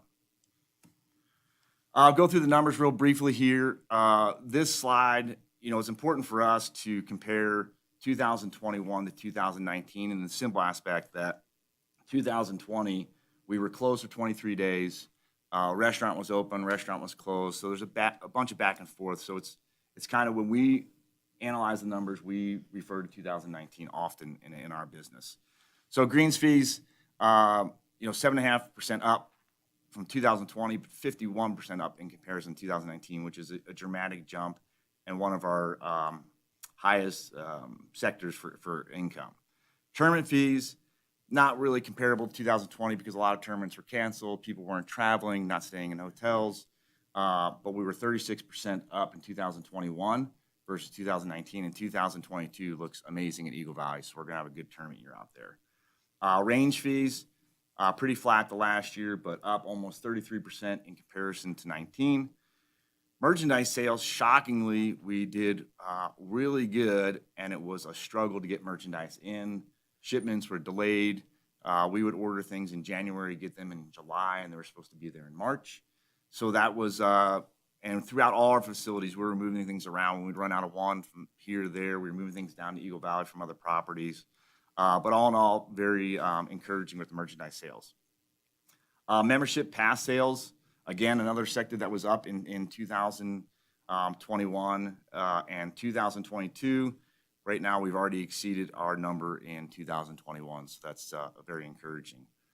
Our biggest highlight of the year was food and beverage sales. I'm sure you all are aware many businesses in the food and beverage industry had gone out of business in 2020.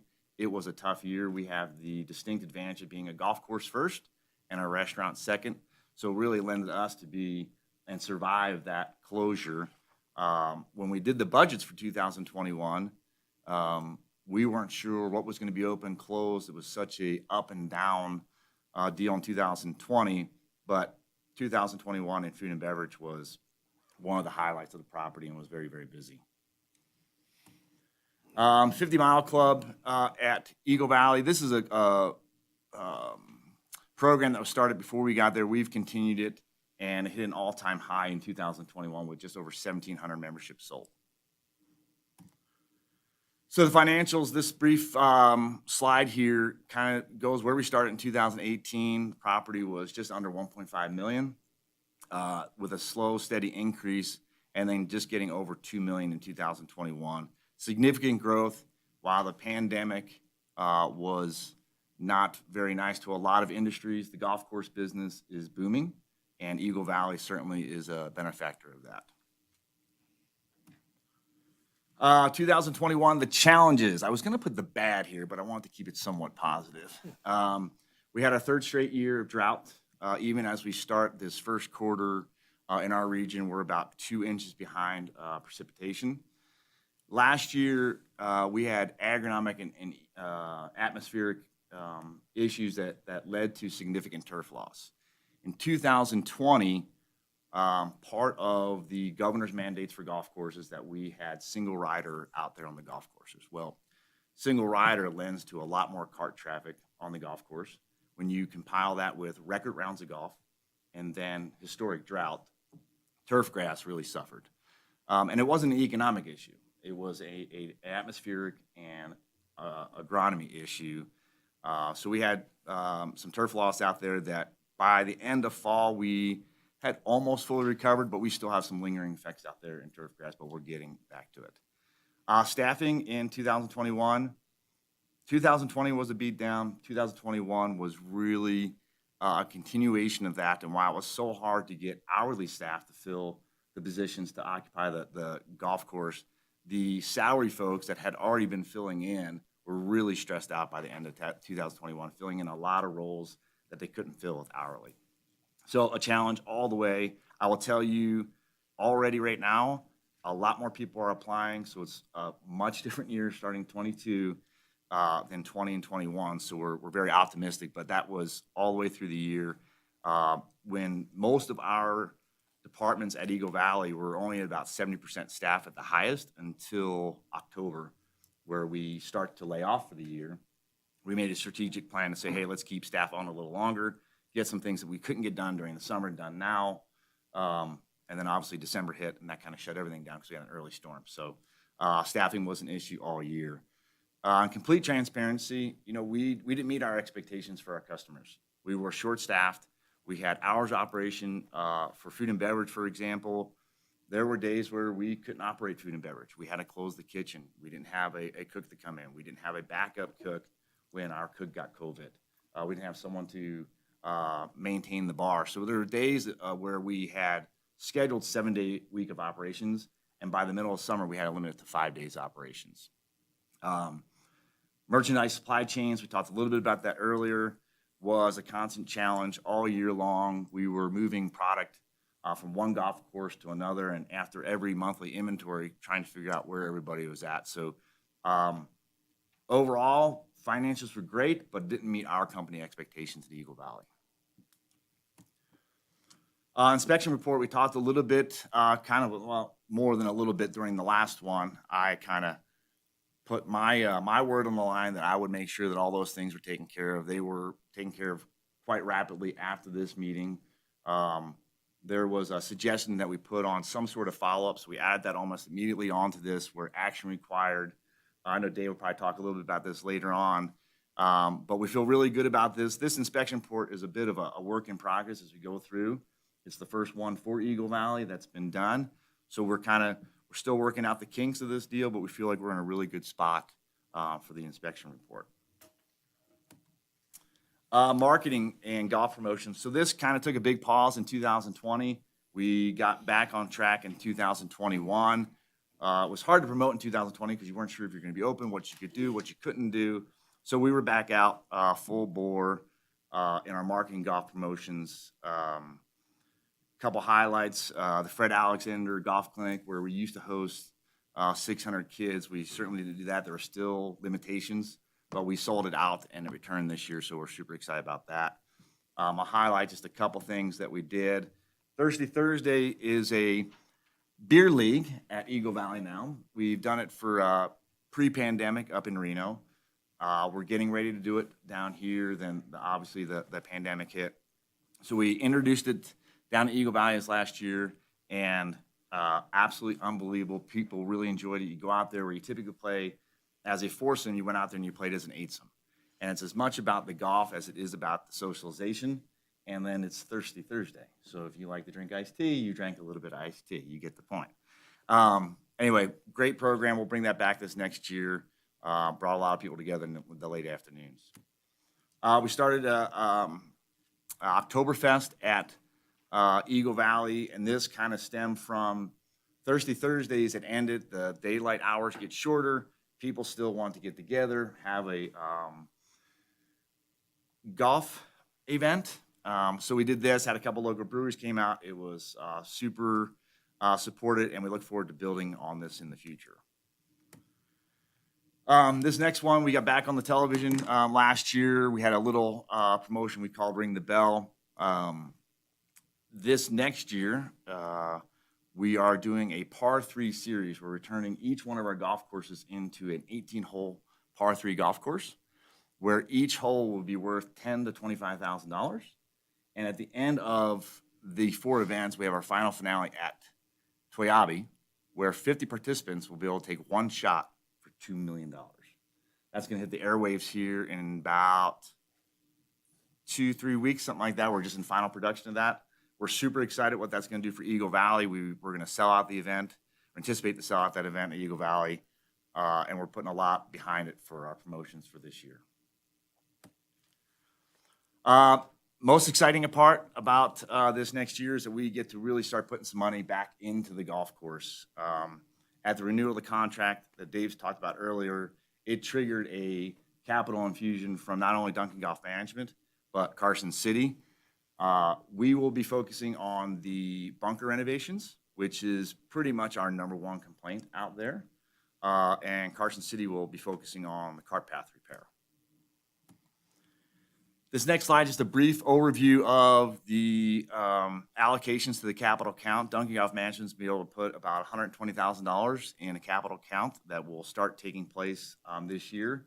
Over the last several years, we have had several pump station issues that took some out of that capital, but we have about $95,000 remaining, so we'll be putting that towards the bunker renovation that's going to start in 2 weeks.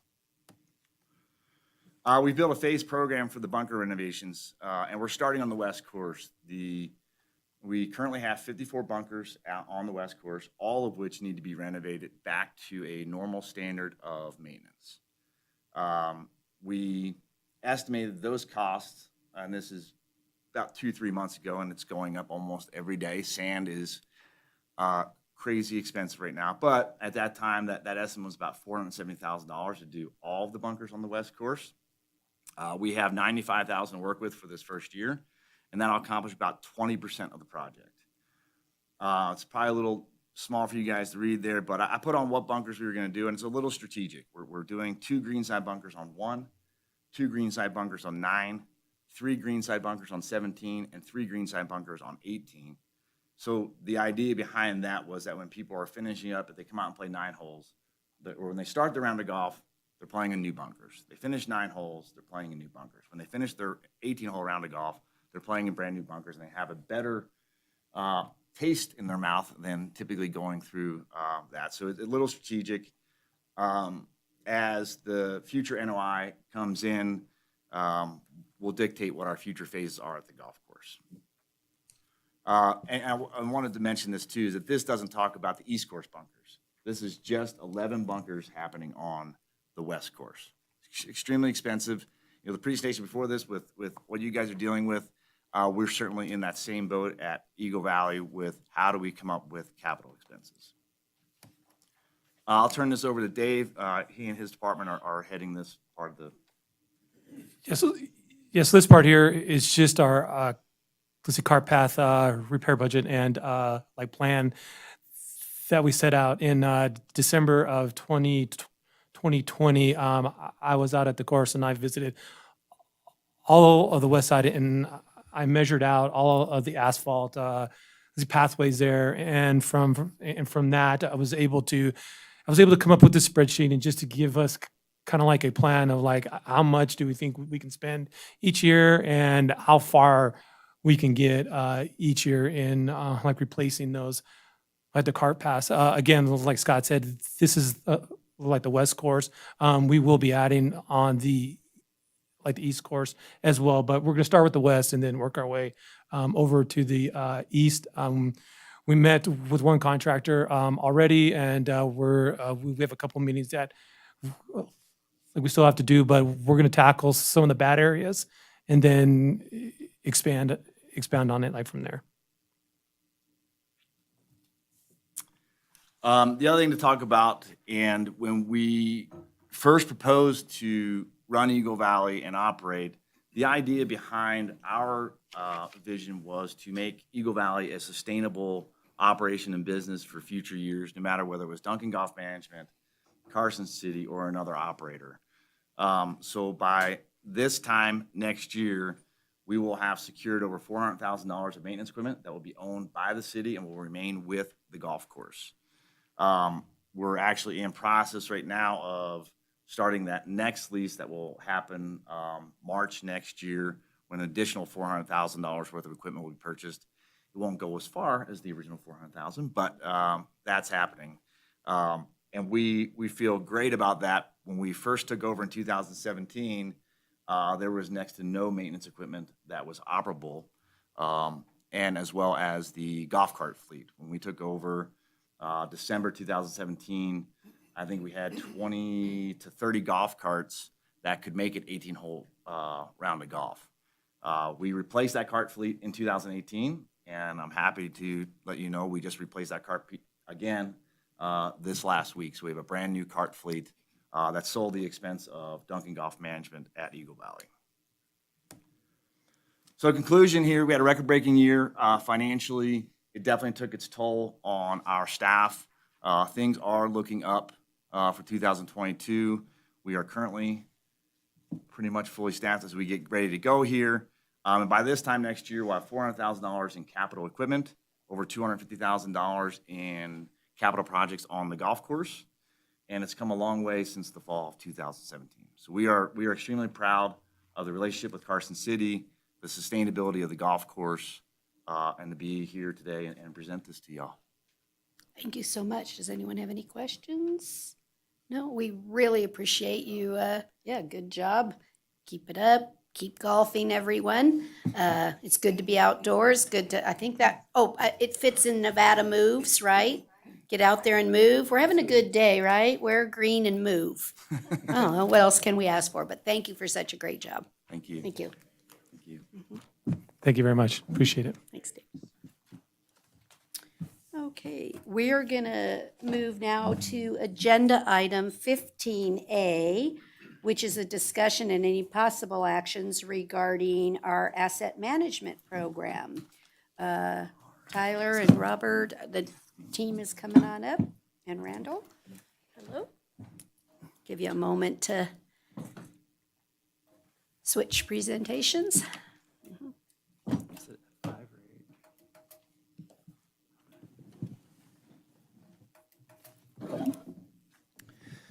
All right, well, thank you, Mayor Bagwell and Supervisors. Randall Rice, City Engineer for the record. Today I've brought Mr. Tyler Jesse here, our asset manager.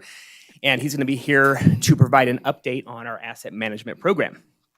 Before I get too far, I do want to do a quick refresher on what asset management is, and then after that, Tyler will take over and discuss the current objectives, of future plans. He'll give you some brief updates on the GIS improvements, development of the first generation strategic asset management plan, and then he'll also go over the definition of ISO 55000 and what that means for our program. So I want to begin with our first here is a summary of our asset management portfolio. We have just under $2 billion in assets here, which includes water, wastewater, transportation, fleet, and a slew of other ones. One of the critical functions of asset management is to identify and catalog all these unique assets and asset classes. Currently, we have over 146,000 distinct assets in our database. So asset management is about saving money and maximizing the useful life of our assets, but it's also about minimizing risk and providing high quality infrastructure in Carson City for residents and businesses. Asset management is defined as ensuring maximum value. And I want to note there that we said value. So depending on how we define our objectives, our goals may not always be the least expensive option. So one simple example of this could be a fire apparatus, right? We may retire that engine prior to what the perceived useful life is, simply because we want to make sure whenever we turn that key, that engine fires up, right? And whenever we use those pumps, it's spraying water. So in that example, we're valuing human life. Of course, we also want good customer service, which means the assets are performing as intended. For example, we react to water pressure complaints, right? That would be something we're assessing. We also want good documentation.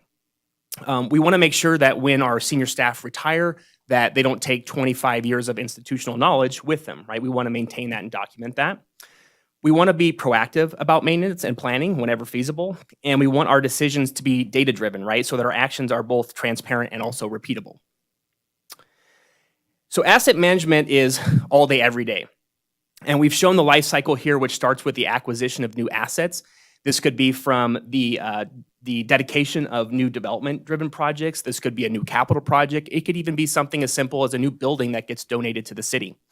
And so once we've acquired that new asset, we have to maintain and operate it. So that includes both reactive and proactive actions, right? We could be applying a surface treatment to a road, right? Or we could be responding to a failure in a sewer pipe, right? That could be anything along those lines. We also need to make sure that as it gets towards the end of its useful life and we look towards retirement, we're starting the planning phase, right? We're looking at, what is it going to take to get that asset replaced? Is there a newer, more efficient model that we could be using, et cetera? So that's the planning that goes into it. And then once we've deployed that new asset, the cycle starts all over again, right? It's a never-ending process. It goes on and on into perpetuity. So to help us with our data-driven decisions, we've also recently input the facilities condition assessment report. So if you recall, we did that a couple years ago. We started that process. That information is already entered into our system. We're already working on that, and I'll talk about that a little bit more in the next slide. All that's been entered into our enterprise asset management system, which is Ready Asset. We are also working on the asset inventory all the time. We've started working on data collection. We've also started new asset classes. So we're looking at environmental permits. We're looking at conduit and fiber. We've also started the process and lead and copper mapping.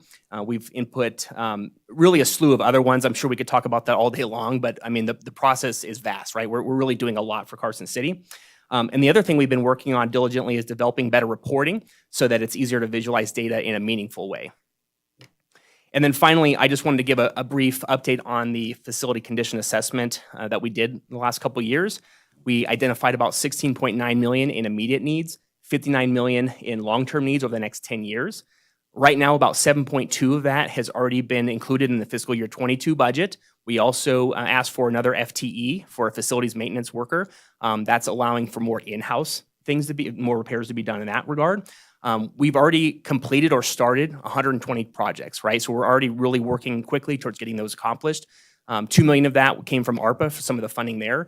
And then 8.6 of that we're asking for fiscal year 23 for the next step. And then of course, from the board retreat, we're looking at ways to consolidate and centralize some of the city facilities and services. And so we're working on those optimizations as well as part of that program. So with that, I'll turn it over to Mr. Jesse, and he can kind of do a more deep dive into his day-to-day on what's happening now and where he sees the program going in the future. Good morning, Tyler Jesse, Asset Manager, Carson City Public Works. The meat of what I will be discussing is how we are leveraging the Enterprise Asset Management Tool, new GIS architecture and apps, and our intentions with the Strategic Asset Management Plan. Appreciate the opportunity to present on the latest and greatest of asset management. So as you know, we acquired Lumen Ready Asset as our enterprise asset management system as a result of the software needs assessment performed in 2019. The EAM is the backbone of asset management systems and gives us the ability to manage assets throughout the asset management lifecycle. Basically, this gives us the ability to track things like asset work order history, asset utilization, both asset and parts inventories, scheduling, and much more. So how are we leveraging the EAM right now?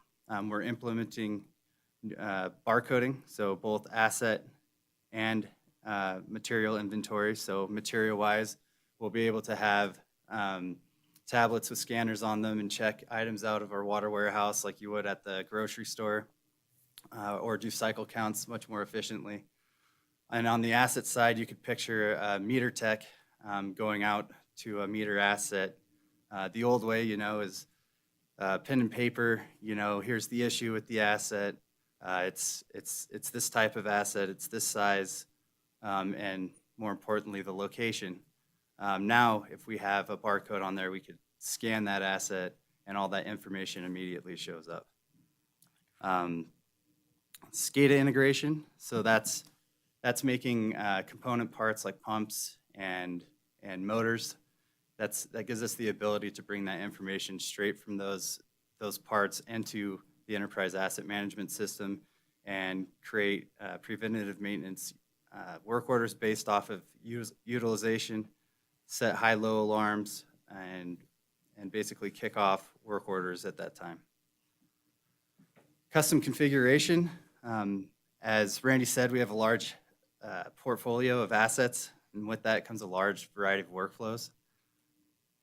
So we want to make specific configurations for those workflows. So fleet, work order types, vehicle ordering, service calls, repair facilities, they would have work order types that differ more like installation and requests.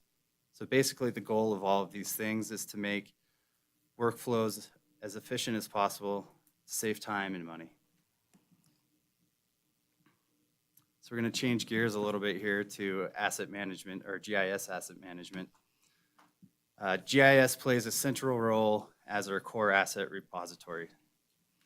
Our water criticality dashboard that you're seeing on this slide, I think does a great job of showing the power of visualizing something as opposed to going through spreadsheet data. You can quickly see where we have at-risk infrastructure in red based off of likelihood of failure and consequence of failure analytics. So I just kind of wanted to give an example of how GIS is being leveraged right now before we move on to what's new.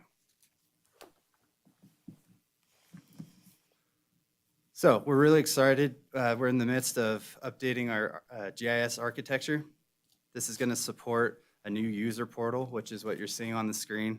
This portal is the destination for the city's geospatial data.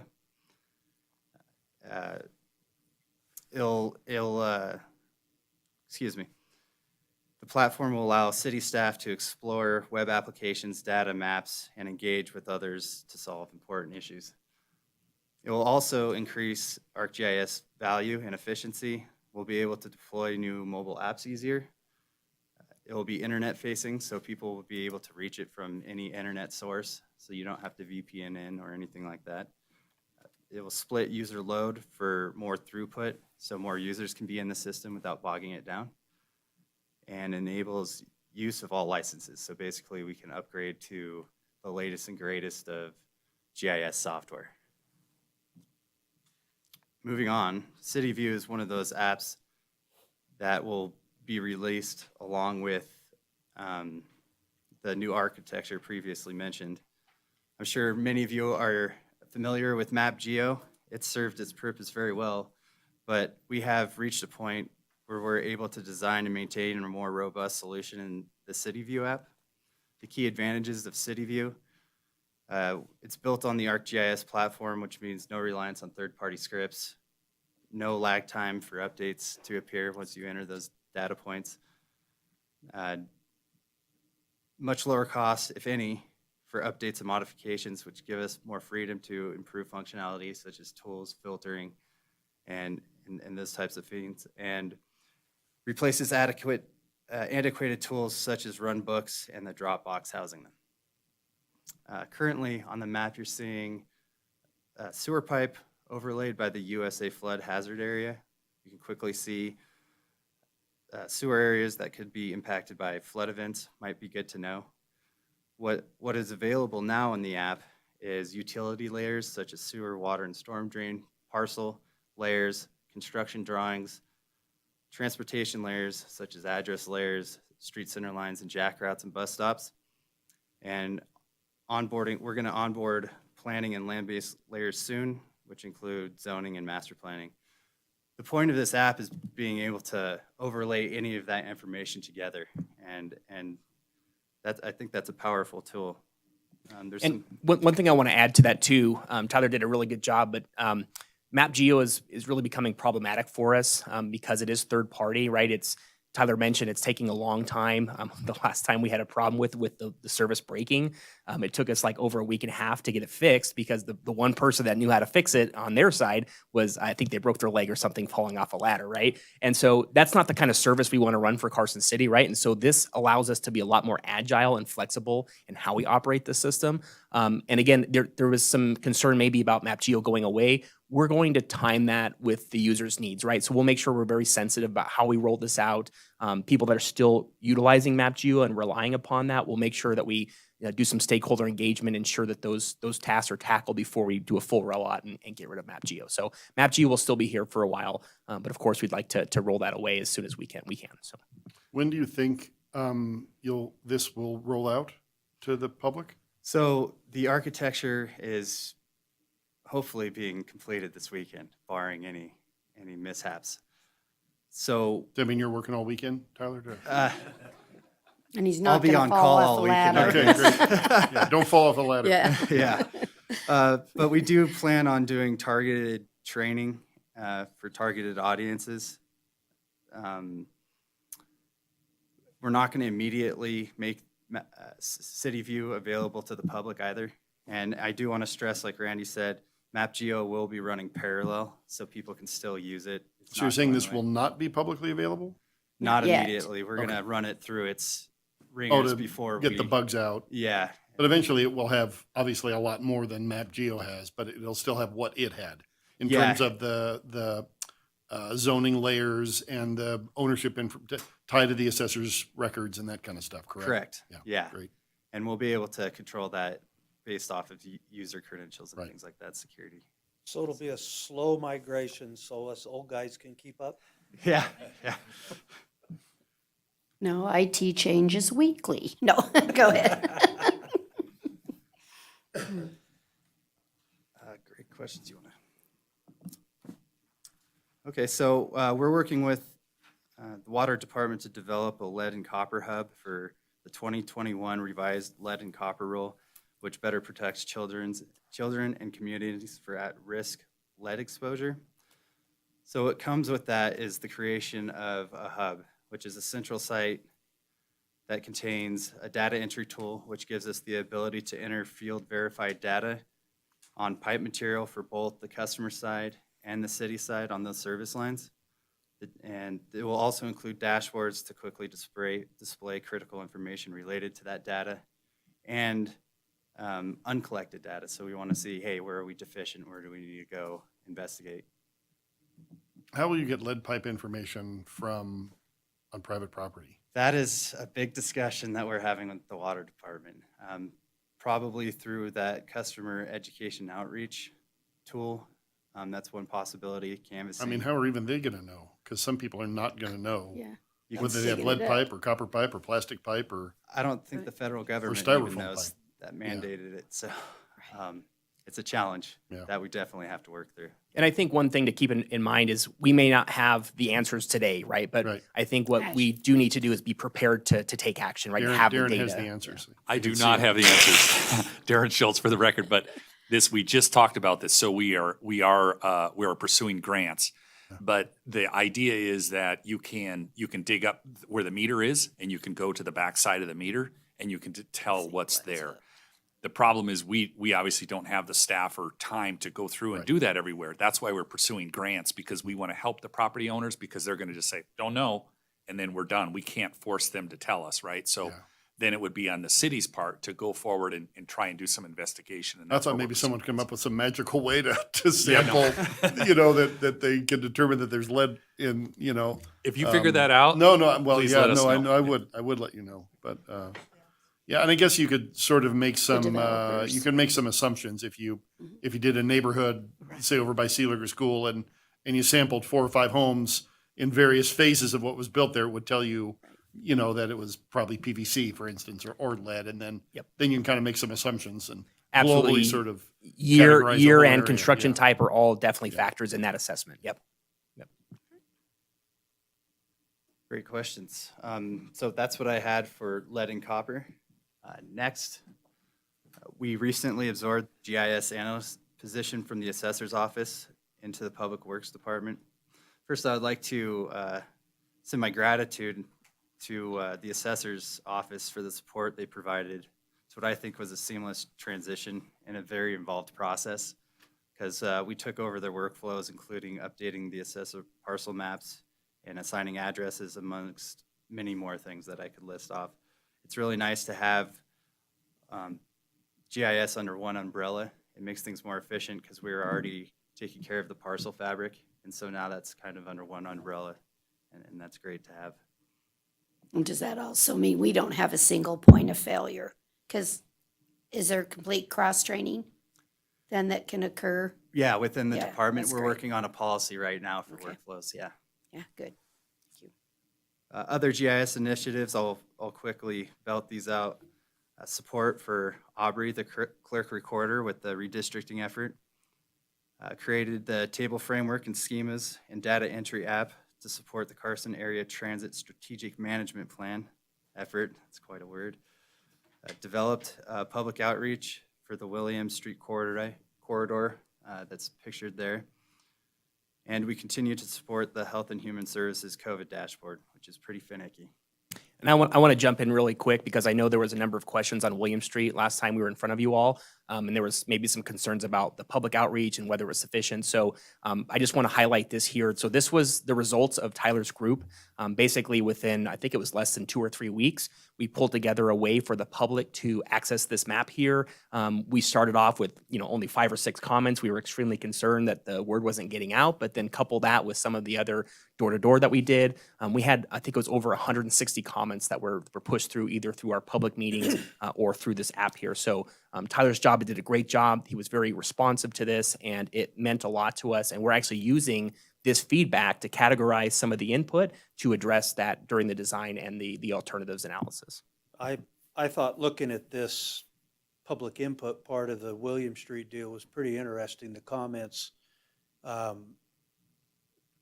that the people were putting there, and a little deeper than that, how those comments clustered at the different places. And so at some point, it would be interesting to know if the public's comments pretty much paralleled what Public Works had identified as street crossing areas, bicycle areas. How close was Public Works to what the public was seeing? At some point, we'd like to know that.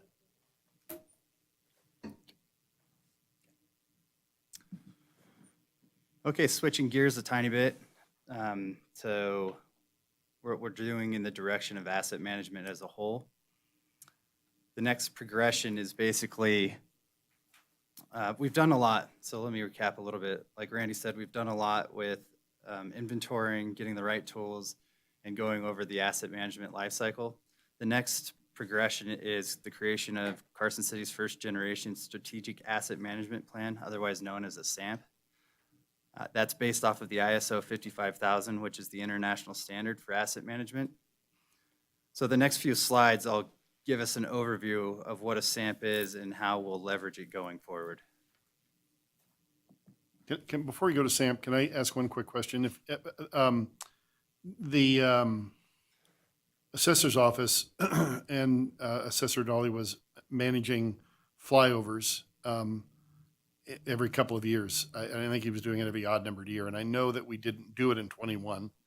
We did. We did. Yes, we did, and we Okay. got that imagery up. So the data just wasn't put up on Map Geo then, correct? That layer? And that kind of lends back to To the that issues level with of them. effort it takes to Okay. get things running in So we MapGeo. did maintain that schedule then? Yeah, that every 2 year. Correct. Okay, good. Yeah. Great, thank you. Yeah, no problem. The head deputy, Doug. No. He loves to run that. Go. Okay, so okay, what is a SAMP? Basically, a SAMP lays out what kind of approaches and strategies we're going to use, such as deterioration curves, risk metrics, and maturity scales, so we can use them in targeted asset management plans, which are AMPs. So if I went in a bullet format for what a SAMP is, a standardization framework or strategy, it facilitates achievement of organizational objectives. It's a companion document to existing strategy plans at the city level. It normalizes reporting and condition assessments across the enterprise to make decision-making criteria easy to consume. In the next slide, there's kind of an image of what that looks like. So on the outer donut or ring, if you will, is the city plans at large. In the center, the SAMP is there as a framework to kind of absorb that data. And out of that, we can make targeted asset management plans for specific asset classes. So water pipes as opposed to a vehicle.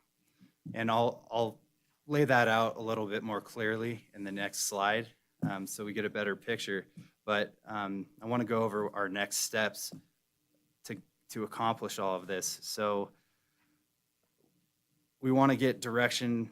So we want to finalize the SAMP document itself in the next 4 months. So hopefully by the first of the next fiscal year. We want to get direction from consultants on how we're going to engage the Board of Supervisors, upper management, to adopt the SAMP. And we want to get guidance on which assets to target first for our asset management plans. So, as promised, our SAMP and asset management plans in action. On the left is the SAMP, the left column, and that's the framework. So the SAMP, among other things, defines levels of service based on mission objectives. Next, we set levels of service based on stakeholder engagement. We define customer performance measures, and then finally, we define technical performance measures. So what's that look like in action? So I came up with an example out of my hat. This wasn't from stakeholder engagement or anything like that. So what is the mission? We would like comfortable and productive working environments, okay? So how do we set that level of service so that happens? We talk to the stakeholders, and they want a consistent, comfortable room temperature. Okay, so how do you measure that per the customer? Well, are they getting enough hot or cool airflow? Are they burning up? Is it freezing, or is it a nice temperature?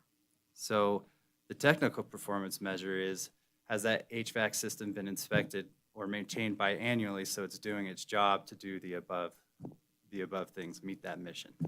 So hopefully that makes it a little bit clearer that the SAMP is a framework and the asset management plans are the throughput.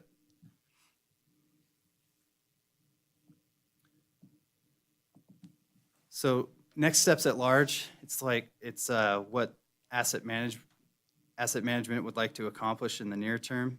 We'd like to acquire and implement a CIP forecasting software.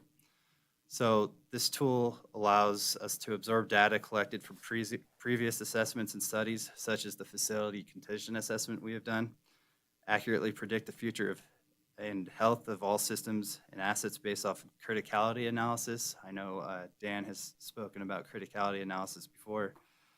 Balance community needs, funding requirements, and asset health. We can integrate existing software such as our ArcGIS platform, and Lumen Ready Asset. And we can help set those service goals that we just talked about to accurately identify which assets need treatment at which time. Looking at updating our GIS strategic plan, the last plan was from 2017 and ended in 2020. Many of the goals that were set forth in that plan have been reached, thankfully, which is great. So we think it's a good time to set new goals and build upon those successes. Finally, we'd like to get parks integrated into the enterprise asset management system. They have a great asset framework in that they know they need to work on parks or right-of-way bushes or whatever, but they need to inventory those specific tables and benches at the parks so they can set service goals for those and maintain those. So when you're done with parks, what inventory categories do you have to get into the system when you're done with parks?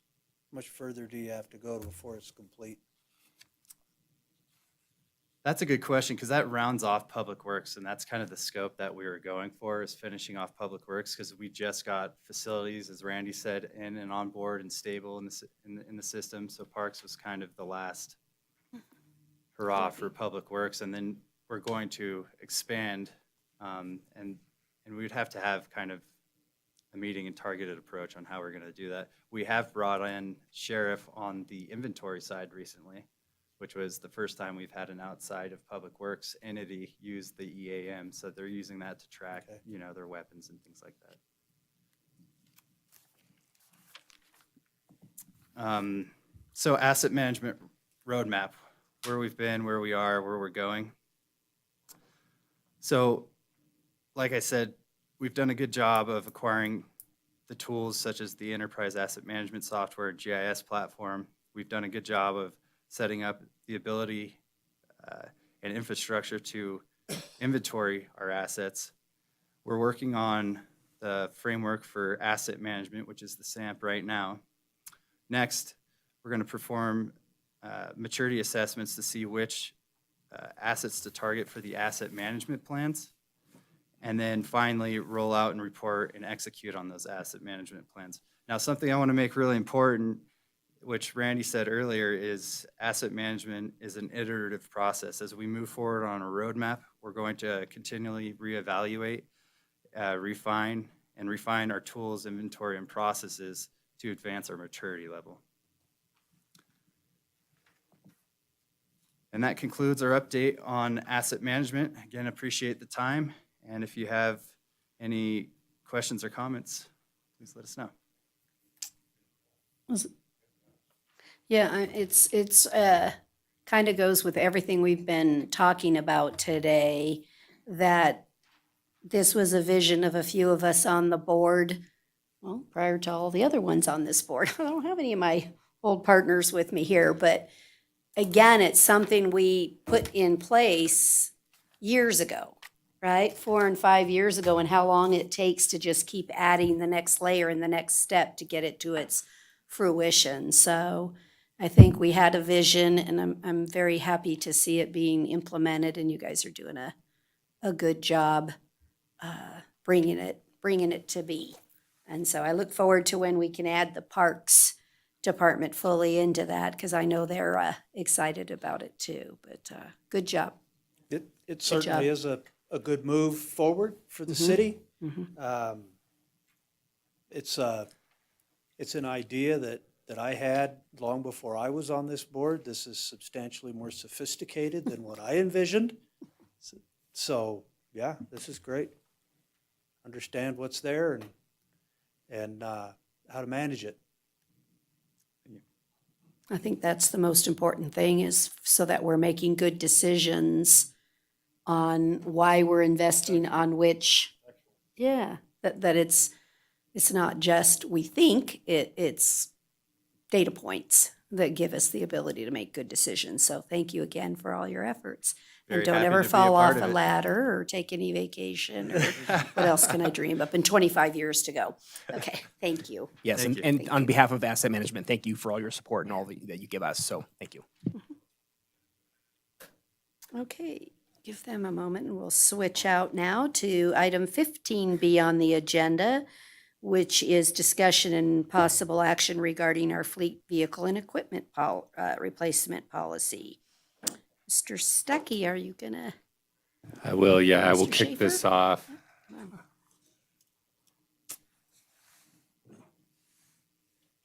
So Dan Stuckey, Deputy Public Works Director, for the record. You've seen Mike Schaefer, our fleet supervisor, I believe before, but I want to formally introduce him. He's climbed the ranks here at the city. He's now at the top of the ladder for our fleet services division. He's doing a really good job. And I want to make it very clear, I'm going to go over this policy, but I want to make it very clear that he is the brains and the expertise behind the policy. We'll get into it right now. And I think it's interesting that asset management went before, because I think a lot of those asset management things that we discussed there feed this policy, data-driven. So I want to go through that with you. So this all started, you'll remember the discussion we had last year during the CIP time. There was kind of direction from the Board of Supervisors to come back and kind of revisit our policy, our replacement criteria policy, refine it a little bit, review it, make sure it's meeting industry best practices. So we have done that. I want to take an opportunity to recognize Supervisor White and the contributions he made to this policy. He obviously has a very extensive background with fleet. We've had a couple, 3 or 4 meetings where he's, I think, challenged us, thrown out some really good ideas, and it's been really helpful. So I want to thank you for that. So as we get into this, we're trying to balance here, and I think you'll see this in this policy, we're trying to balance the data-driven approach, right? We're considering data, we're considering our data points from Lumen Ready Asset, which Tyler just went over.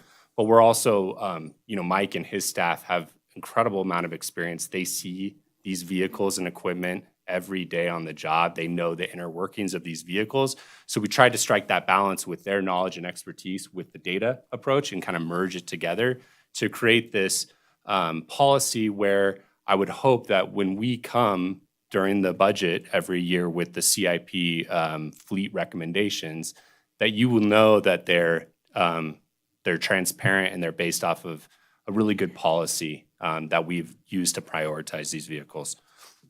So with that, I was just going to give a really high-level overview of the policy. I do have an example of kind of putting this policy into action that I will share with you at the end. But just stepping through that, we basically, we broke it up. If you go through the policy on page 224 of your packet, we start to discuss vehicle classes. And this is a way to kind of categorize vehicles into groups based off of which department they serve. Are they emergency responder or not? What kind of use they get? And it's a way to categorize these vehicles all over. I think we have about 20 plus categories there, but kind of to streamline our process as we look at life cycles of these vehicles. The next section, page 229 of your packet, is those vehicle class life cycles.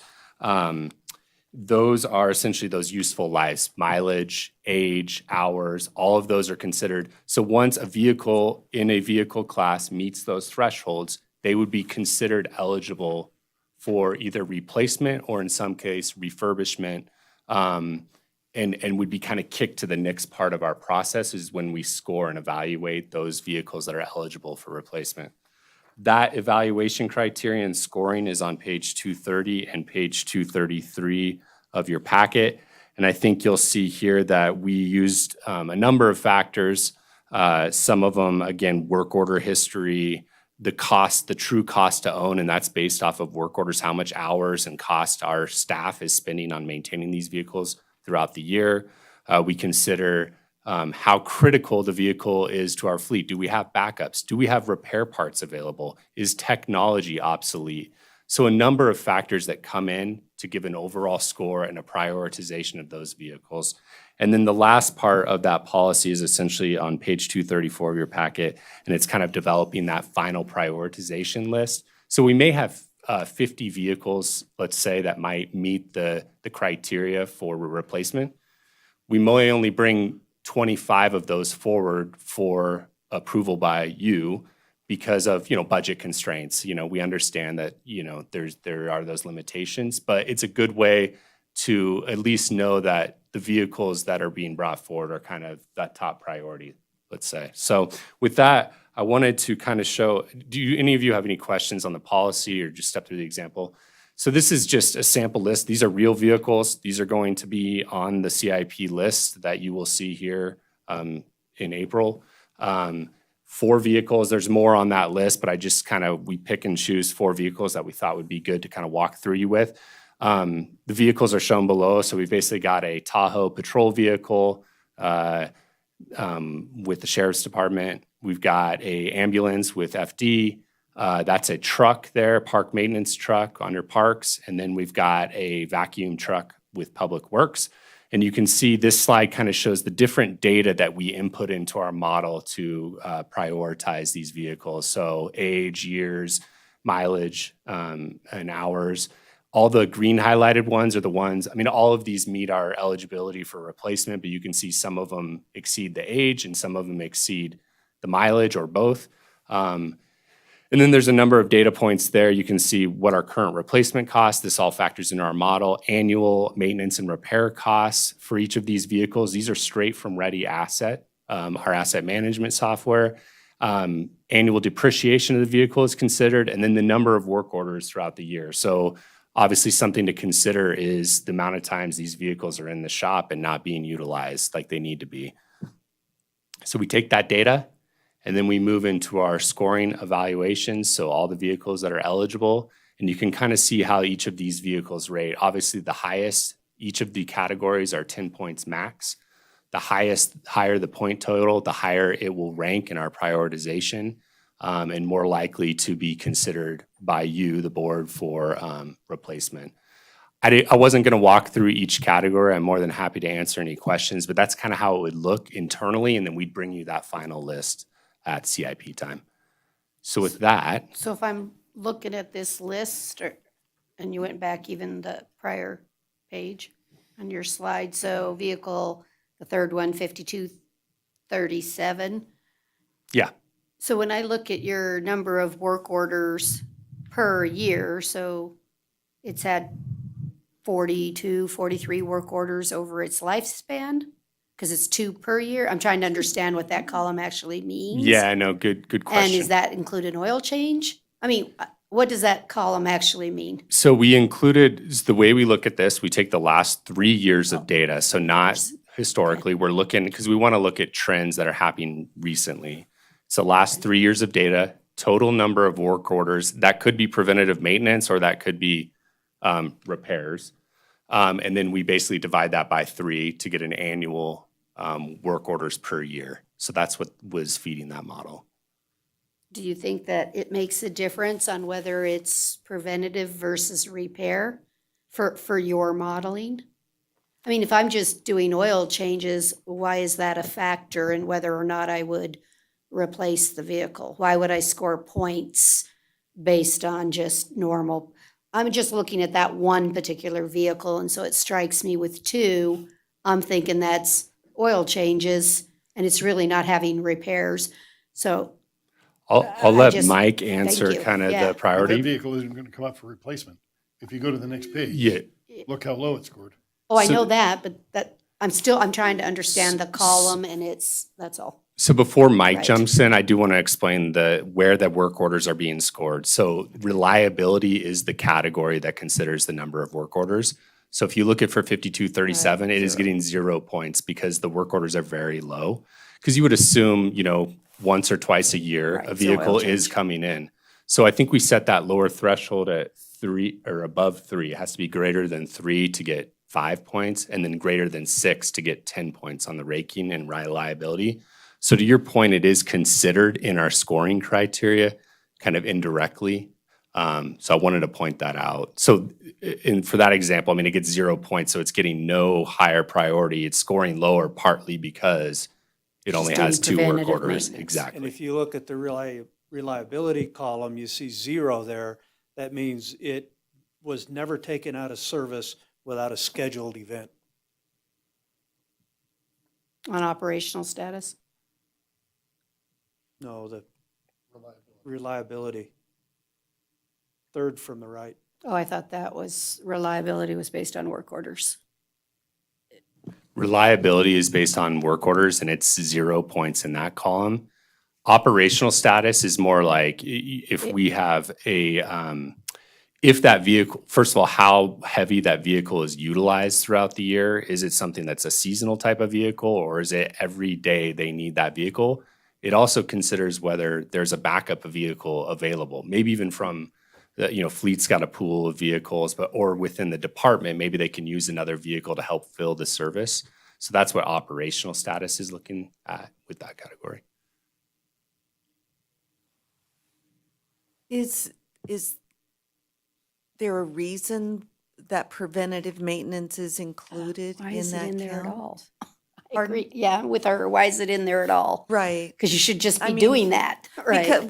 Because, Right, yeah, so let's right. say preventative maintenance, so you have oil changes and everything twice a year. And if a vehicle actually needed to go into the shop for something, then that's 2, and then that takes it to 4, and now it does get points, when in reality, it was only two visits to the shop that are concerning, not the preventative maintenance. I absolutely, I think that's why we tried to set that criteria of something more, like if a vehicle is working fine, even if it's old, and it's just coming in for its 2 preventative maintenance treatments a year, then again, it's gonna score very low on that. It's not gonna be a factor. So I think we were just trying to set, and we can raise it from 3 to something higher than that. I don't know if I guess, and I Remove think preventative can you maintenance. just Yeah. remove it, right? Right. Or is Why that? count it at Is all? it important that it's documented somehow that in fact it's getting preventative maintenance, but I think that would still be a different category. Right. I don't know. Mike Schaefer for the record. One of the challenges we have is we really can't separate the two through the system. One of the reasons we don't necessarily have a standalone fleet software, so it doesn't track it separately. So we considered that we knew we were going to have the vehicles in probably 1 to 2 times a year, depending on, obviously a sheriff's vehicle's probably in, 4 times a year versus a parks probably gets serviced 1 time a year. So we kind of took that into consideration because we didn't have the opportunity to separate work orders through our system.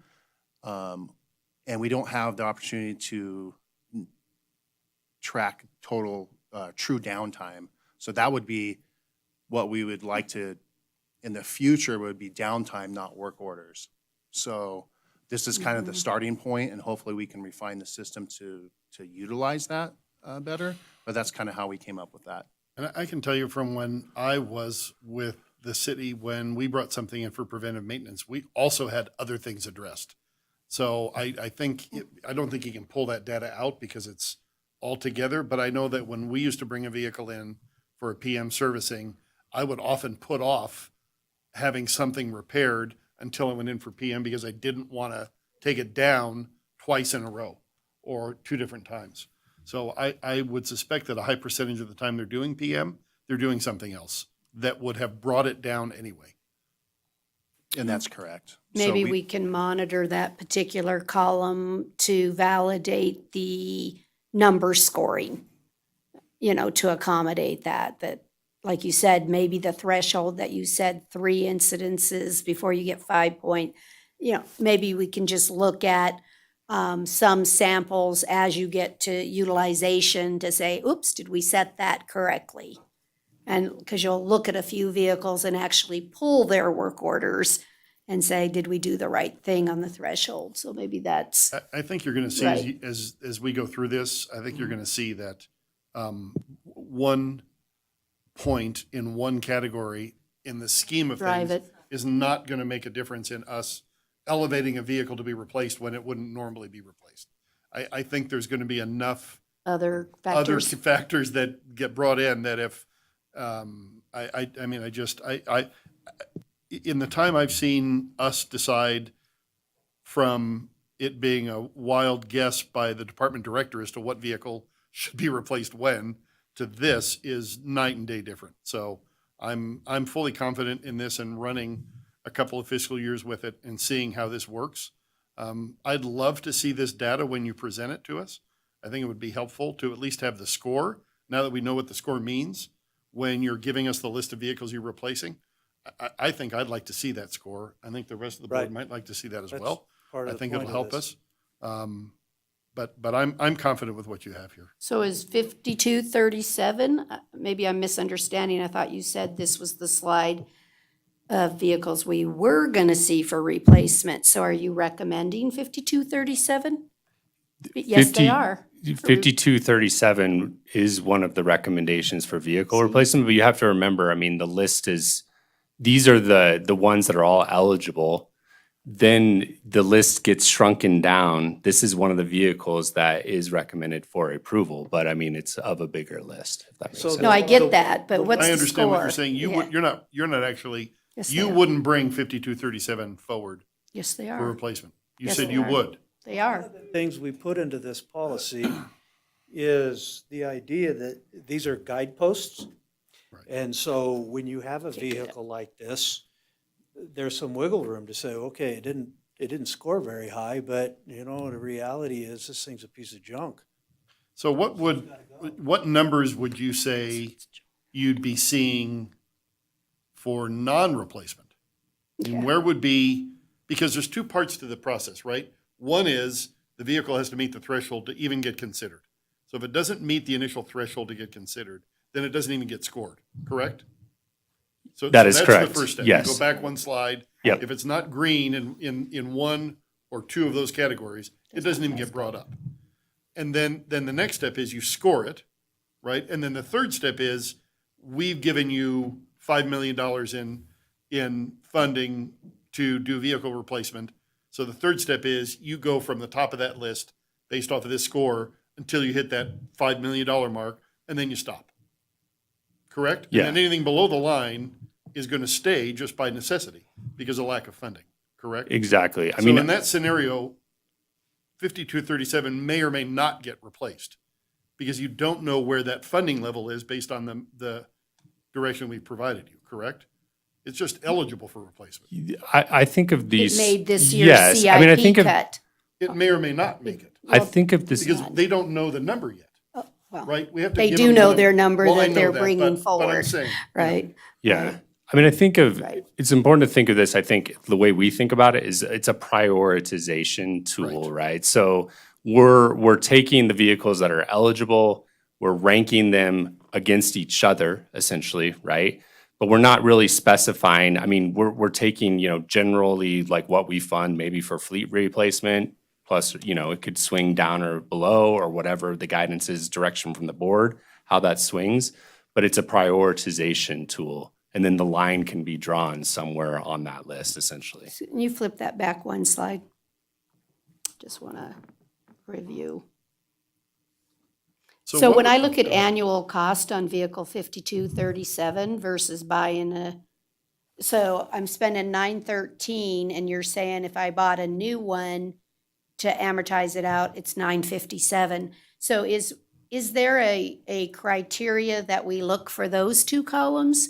So for me, when I'm making a decision, you look at what's it cost me to maintain and keep the vehicle versus replacing the vehicle. And so I don't know that I saw, is there a score point for that one? There is. So on Where is page that in here?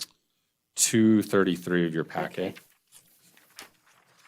I think that vehicle just has drawn Yeah, my I attention, understand. sorry. No, But that's that's fine. what lets us test the policy too, right? Yep. How's it working? Where's the draw points? And did we get the scoring mechanisms Yeah. correct? So this one came into the system because of its age. Yep. So it's So it passed 21 the years fir- old. right, It's so it's approaching the mileage threshold. It didn't quite get there, but it's Right. would probably get there next year. But it does exceed the age. Right. So it got to get scored just because of its age, but that appears to be, I don't know, where's that vehicle used? It's a low threshold Parks. use vehicle. Parks. Right. Yeah. okay. So if you look See, at that's- page 233 of your packet, the maintenance and repair costs, that's where we're considering that kind of cost to own data. So you take the annual maintenance and repair costs plus the depreciation. So that's essentially the cost annually to keep it. Dividing by, if you were to purchase a new vehicle, divided by the life expectancy of that vehicle, that's essentially the cost to own it. And what we put here is once that ratio, obviously if it's at 1, you should definitely replace it because the cost to own it's more than the cost to replace. Well, that's what I'm. But what we put here is once it gets above 0.7, it gets a higher score on this specific category, one of 8 categories in this scoring criteria. Yeah, we can practice and see where this all falls out, but I think the good part that's in the policy is we still can apply a common sense that even though it's hitting something, you can look at it and say, this vehicle can go another year or two. And I guess that's why I was really looking at the work orders and looking at what you've spent on that vehicle. It just doesn't, on the surface, make sense to me to replace. Also to Okay. keep in mind, a lot of these vehicles like 5237's probably gone into a reserve status also. So the Which I can't department's see. not even, they're using it as a Backup. backup. And then the newer vehicles are getting utilized more. And so there's a fine line of Okay. where do you, how long do you keep a reserve and then put That move one vehicle into reserve and yes, move a new one in. exactly. So. And maybe, Plays into the obsolescence right. row as well. Or the Right. department doesn't utilize that vehicle anymore because it doesn't fit their needs. So, you could have, the department using Chevy Malibu and they're trying to, like the library trying to stuff in, 4 cases of books, and it doesn't fit. So they don't use it, they just use their own car or borrow a car from fleet as a loaner vehicle, so. Mm-hmm.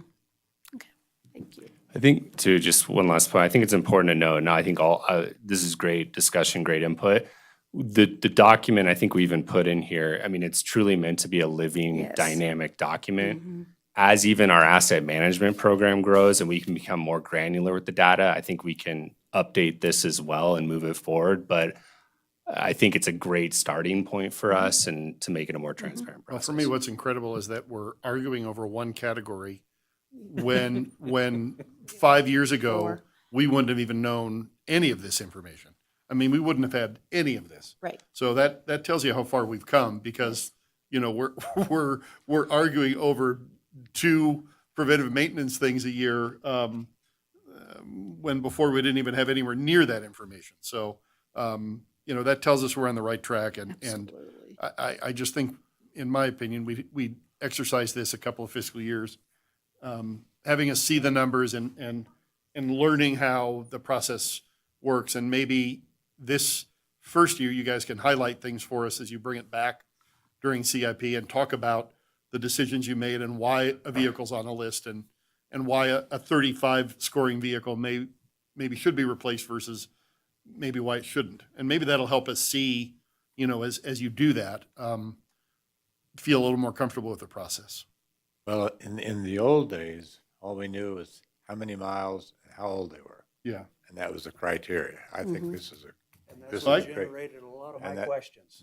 I can tell you when I started with the city, we were regularly using vehicles that had holes in the floorboards. I mean, regularly, I would have guessed probably 5 to 10% of our fleet literally had holes in the floorboards. So we've come a long way. And I would like to say I really appreciate this discussion because we kind of sat here and made this thing up in our own little silo. So now it's time to put some sunlight on it. Yeah. And have some, here's a couple of fleet management guys. You guys don't do fleet management. So of course there's going to be questions, but I do want to point out that in our last agenda item about the asset management on page 202, there's 5 goals there. This policy meets all of those 5 goals. So I'm happy with it. I want to thank staff for really the hard work and the curveballs I threw at you a time or two. I think this is, I think we're in a really good place at the fleet. Once this gets worked out, I think the next step is figuring out how we take 600 vehicles with only 6 mechanics and get some appropriate ratio there as well.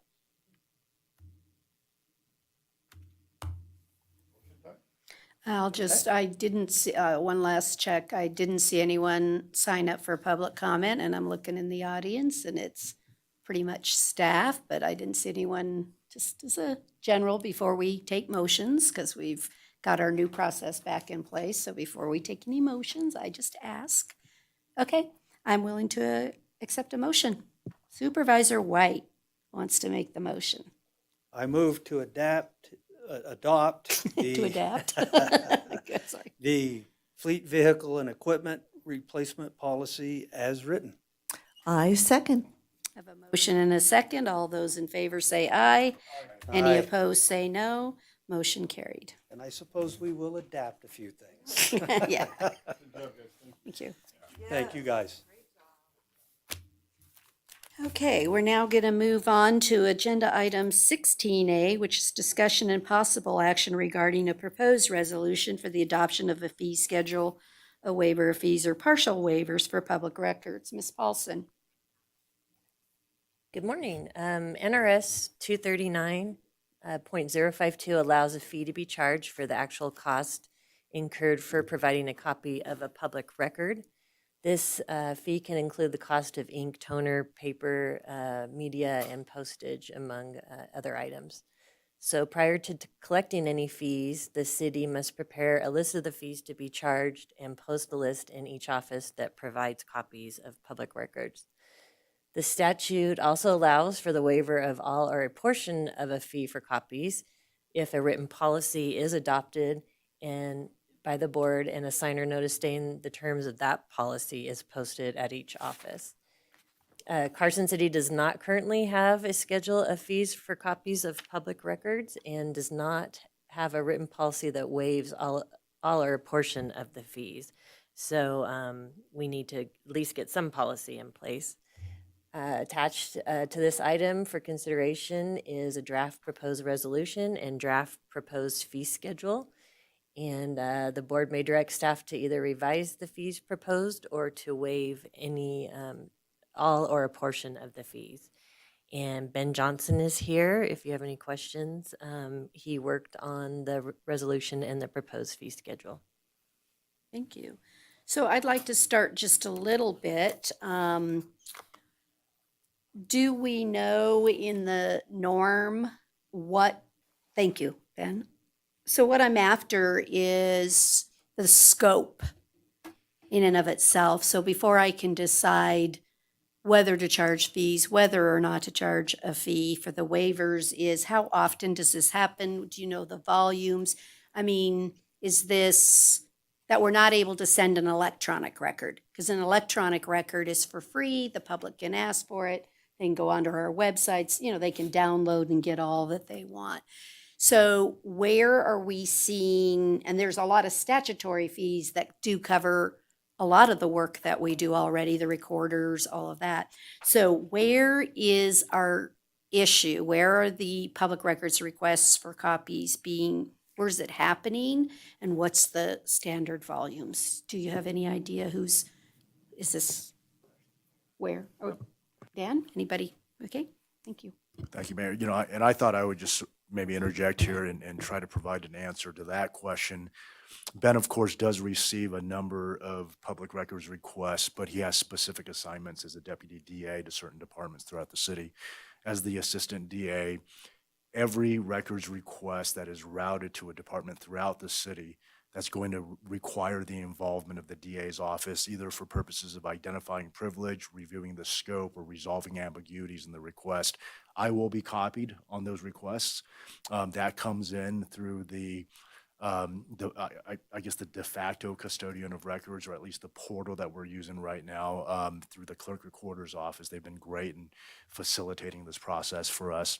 And I would say on average, and this is purely a guesstimate, but I would say probably a decent average would be maybe a half a dozen or so per week on average. So roughly 24 records requests on a monthly basis. But these, again, are just the ones that we see. There are lots of other requests that various departments receive, which do not require the involvement of the DA's office.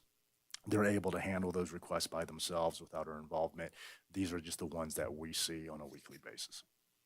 And the volume of it, is it a two-page document, or when you're getting them, they're hundreds of people are after a wide range of an issue, so you're having to pull, like I said, 29 files and redact them in photocopies of hundreds of records? I'm trying to get, what I don't want to do is charge a fee if it's, generally speaking, going to be a 20 cent. It's 20 cents. That isn't worth the effort of anyone to even create an invoice or to work that. So that's what I'm after. No, that's a great question, Mayor. And if I may, maybe 3 different points to help connect the dots here. To answer that question directly, it's a wide variety of requests that we receive. Some of them may be as simple as, contacting another department and providing an electronic copy of a document that may be no more than 5 to 10 pages, 20 pages max. And it's electronic, it's digital, it's easy to identify, download, and then transfer that over to the requester, and then that records request is completed. I can give you another example on the other end of the spectrum. A couple of years ago, this board had awarded a waste management or waste collection franchise agreement that involved a controversy with one of the law firms that was representing another vendor that was not ultimately selected, that ultimately resulted in a public records request to my office that wanted, various communications, emails, text messages, so on and so forth, that was being exchanged by members of this body as well as other supervisors and people on management staff here in the city. That, of course, involved a lot of detailed time to identify potential privileges in communications, redactions of email correspondence, text message, and so on and so forth, also the creation of a privilege log.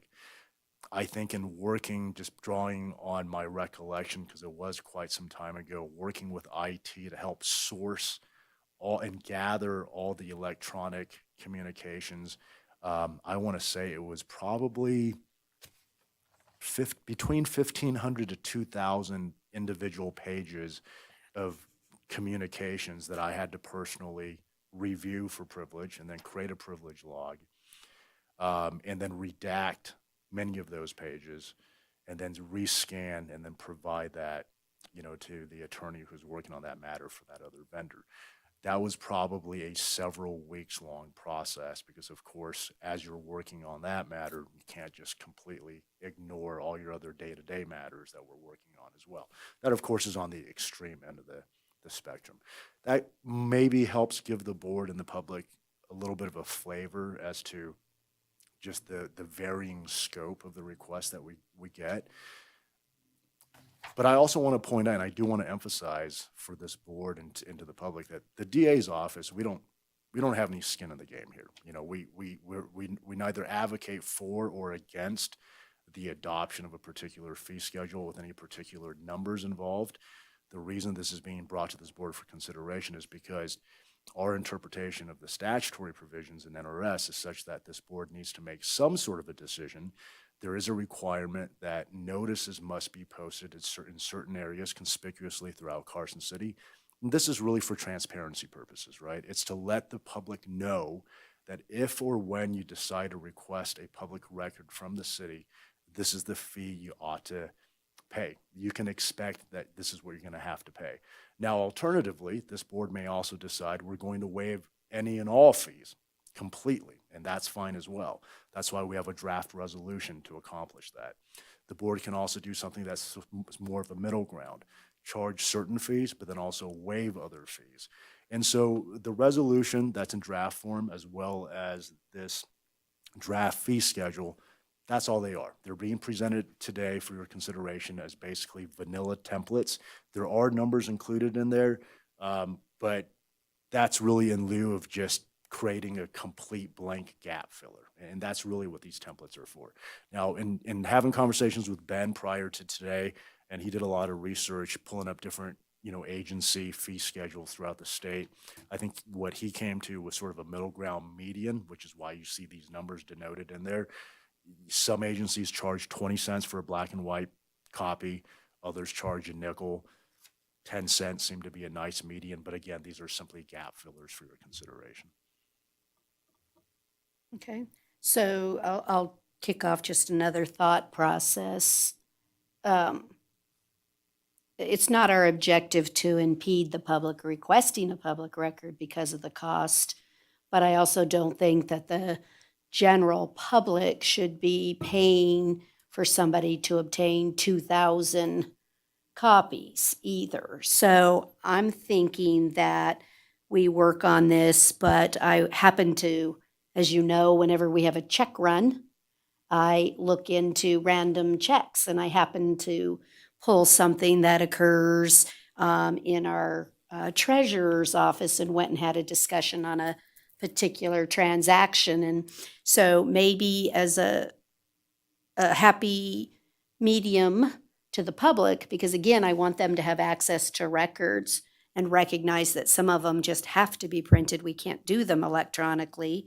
In the treasurer's office, if we owe you a refund and it is $5 or less, it's determined that it's de minimis. It's so small, again, it isn't worth writing a check, an invoice, things of that nature. I think maybe we could consider applying that same methodology here. So if it's not going to be at least $5, we waive that. So that the small one coming in, getting a couple of pages, we waive that. So I just throw that out as a discussion item. And then I think we need a little bit more work on the costs. I think this is a great framework, but we know that color copies cost more than black and white copies, because I know you're not going to believe me.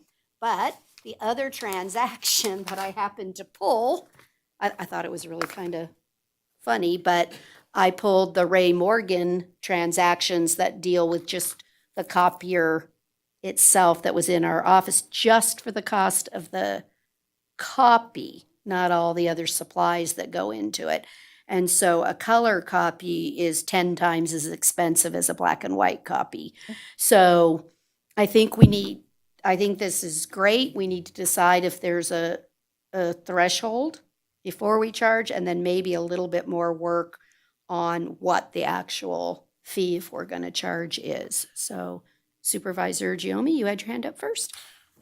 I think that I'm fine with the $5 number. I think anything less than that, it's not. I mean, if someone needs 2 pages, it's not worth, right, in my mind, our time collecting 20 cents and trying to bank 20 cents. Does not make sense. So I think the $5 is a good number. I think the law requires the fees to be based in fact and not based in what the average is. So I would agree with you. I think we should take the Ray Morgan document and use that to figure these fees above $5. So if you're at $5, you don't pay anything, but if you go to $5.10, then we collect. I have a couple of questions on the compact disc. I'm kind of confused by this chart.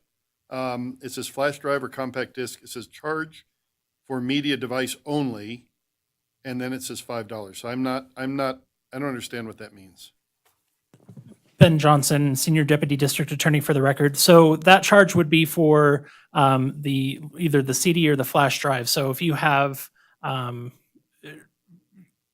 I guess if you were producing it that way, you would only pay $5 because it would all be electronic copies. So it would just be the charge itself. So it wouldn't be. Okay. You It wouldn't just have doesn't to, make sense to me in that service column that You meant that there's no- phraseology would be yeah. there. It seems like it should be No per under the- page on it, under though. the fee side.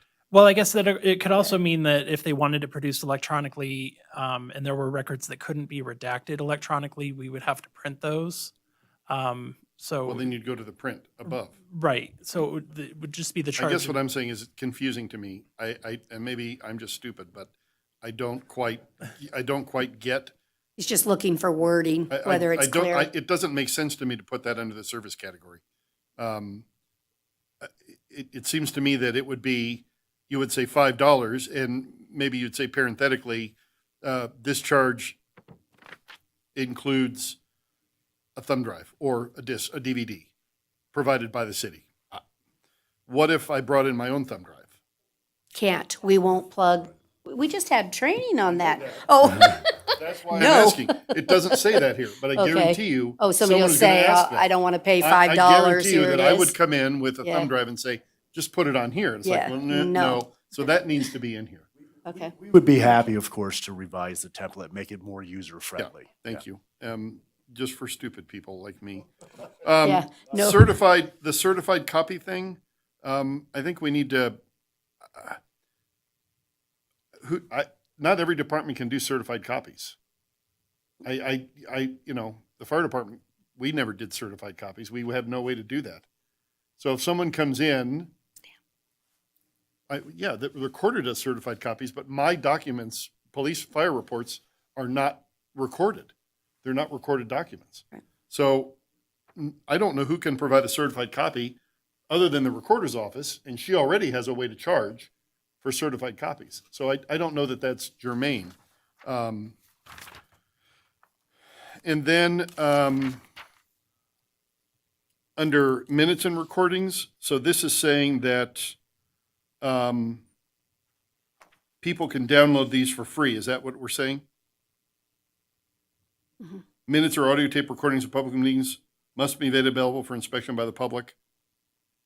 That's correct. We're just restating the law. What we should be doing is saying we should be describing the fee here, and we're not describing the fee. We're just sort of regurgitating the law to them. So, again, to your question, Supervisor, I mean, that's a great point. Again, we can revise this template, because I think really what you're saying is, yes, this is just a restatement of the law. We've made it available electronically. It's on the Carson City website. Here's where you can obtain it. Now, of course, that does not preclude a requester from saying, well, maybe I don't have computer access, or I don't have a printer at home, and I am making a request for somebody in the city to For an provide audio me a- recording. right. Yeah, Well, and for a then hard there copy, should be and there a should be a fee. fee, right? Yeah. So of course we'll revise this template as necessary to make that. Other clear. than those comments, I'm laughing because they were longer than I had anticipated them to be. I really like the $5 thing. I think it just makes it simpler. And I had one other, and then I'll go to Supervisor White. Also, do we want to waive government to government? So can I ask, and maybe, because we're going to bring this back with some revisions to it. Will you check for me, so when we request a record from the state, so I'll exempt the state asking for public record if they exempt us. So would you look that up to see whether we have a waiver on their fees? So just to, I Absolutely, want to be Madam Mayor. consistent, right? And then you can look at maybe our just neighbor Douglas County and them and tell me whether they're waiving local government, state government, other And government. One more thing. I think since we're exempting the first $5, I wouldn't do an additional exemption for nonprofits. I think No. it can be all Right, inclusive. I agree with that, just government. Anybody, Supervisor White, did you have other general things you want to have included Yes. or whatever? Okay, Supervisor White. Generally, I have to say that the idea that we have to have charges posted is probably not accurate, because the statute does say you may charge. If you do charge and you do have waivers, that must be posted. So I don't know that we really need to be in a big hurry or think that there's some non-compliance on the copy side of what we're doing. I will agree with the idea that we need to go back and find what the actual cost is. For instance, on the flash drives, what I looked at, and from what Dan just said a minute ago, the number of copies that are requested, a 2 gigabyte flash drive is plenty sufficient for anything that's been requested. And you can get a 2 gigabyte flash drives for $46. So that's nowhere near $5 a piece. So we certainly need to revisit that on the media and on the copy side. Secondarily, I think we need a rework, because NRS 239053 says that for requests of a transcript of administrative proceedings, that a government entity shall charge in addition to the actual cost of the medium, and then pay that money back to the company that is contracted to create those transcripts. So if we're going to have this fee schedule put together, it needs to be complete and I think include 053 as well. So again, I mean, I think that's a terrific identification of the relevant statutes here, Supervisor. I just would point out to you that for the proceedings that we have for this board and other public bodies in Carson City, we don't use a court reporter for transcription services. Right, yeah, so in that instance, I mean, that provision would not be applicable. I mean, certainly we can provide that and include that in our fee schedule or our policy in the event in the future we ever do utilize those types of services, but historically and currently we do not. What do we do over at the courts when somebody wants to know what happened in court? So this fee schedule is for public records for the city and does not include any fees for records that would be issued by the courts. That would be separate and they have their own schedules. Okay. Mr. Johnson? Oh, I can just add a point about the courts. The way that they do it is that they don't have live court reporters. If you're a party in a case, you can request one, but you have to pay for it. What the court does is they have an audio visual recording system. So if you request a copy or of the record, the proceedings, they would give you a DVD or a CD with that video on it, and then you would have to go out and take that to a private transcriptionist to get a transcript produced.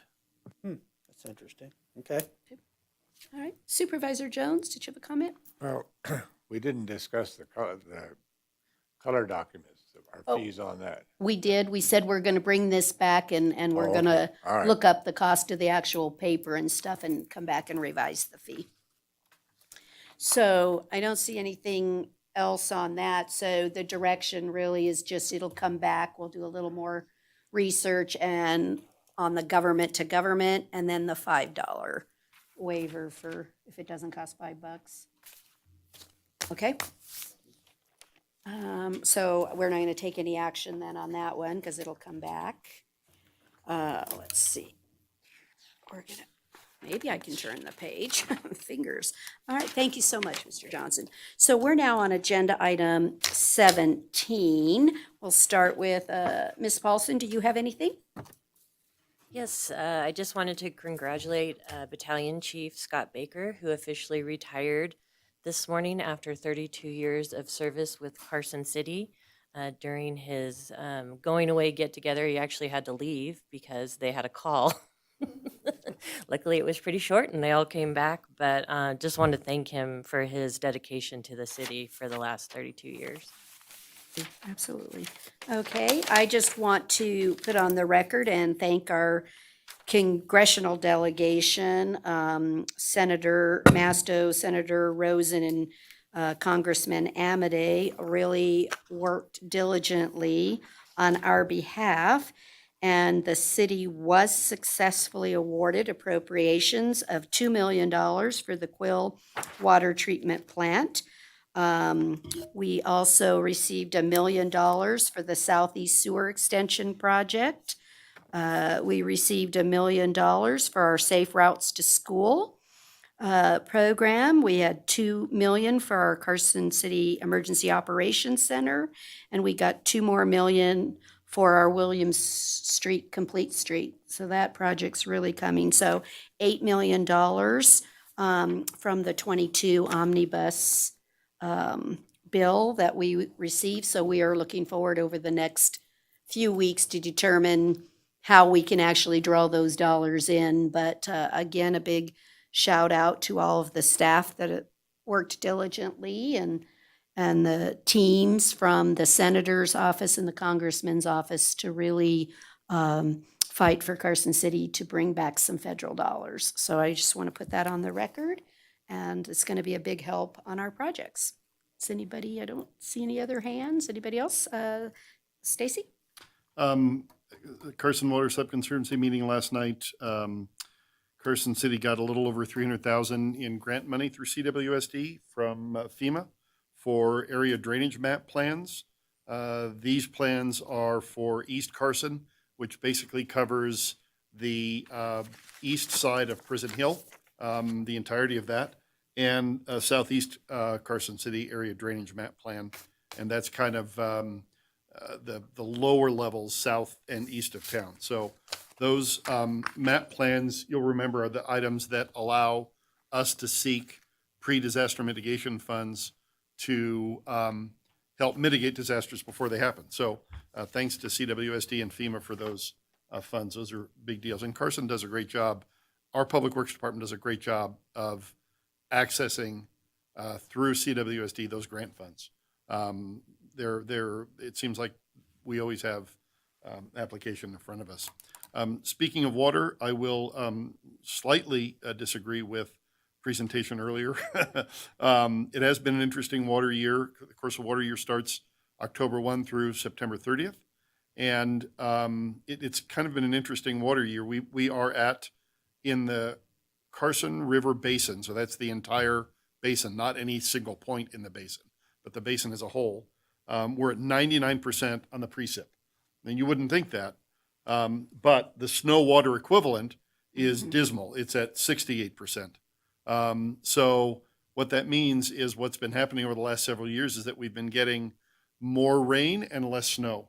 And the problem with that, particularly for downstream users, is that there's not late summer water available for those people who irrigate and rely on ranching and farming, particularly in Fallon, in the lower Carson River Basin. And it's also been an interesting year because the October's precipitation was almost 600% of normal. December's precipitation was over 300% of normal, but November, January, and February were collectively less than 3% of normal. And January was the driest on record ever. Right. So, All over the map. yeah, it's all over the map. Mhm. Anyway. Okay. Does anyone else have anything? I don't see anyone else. So, okay, so then we're going to move to final public comment. Again, I didn't see anyone sign up, but I'll give it just 1 second. Okay, with that, then if there's no objection, we're adjourned. Thank you all for a good meeting.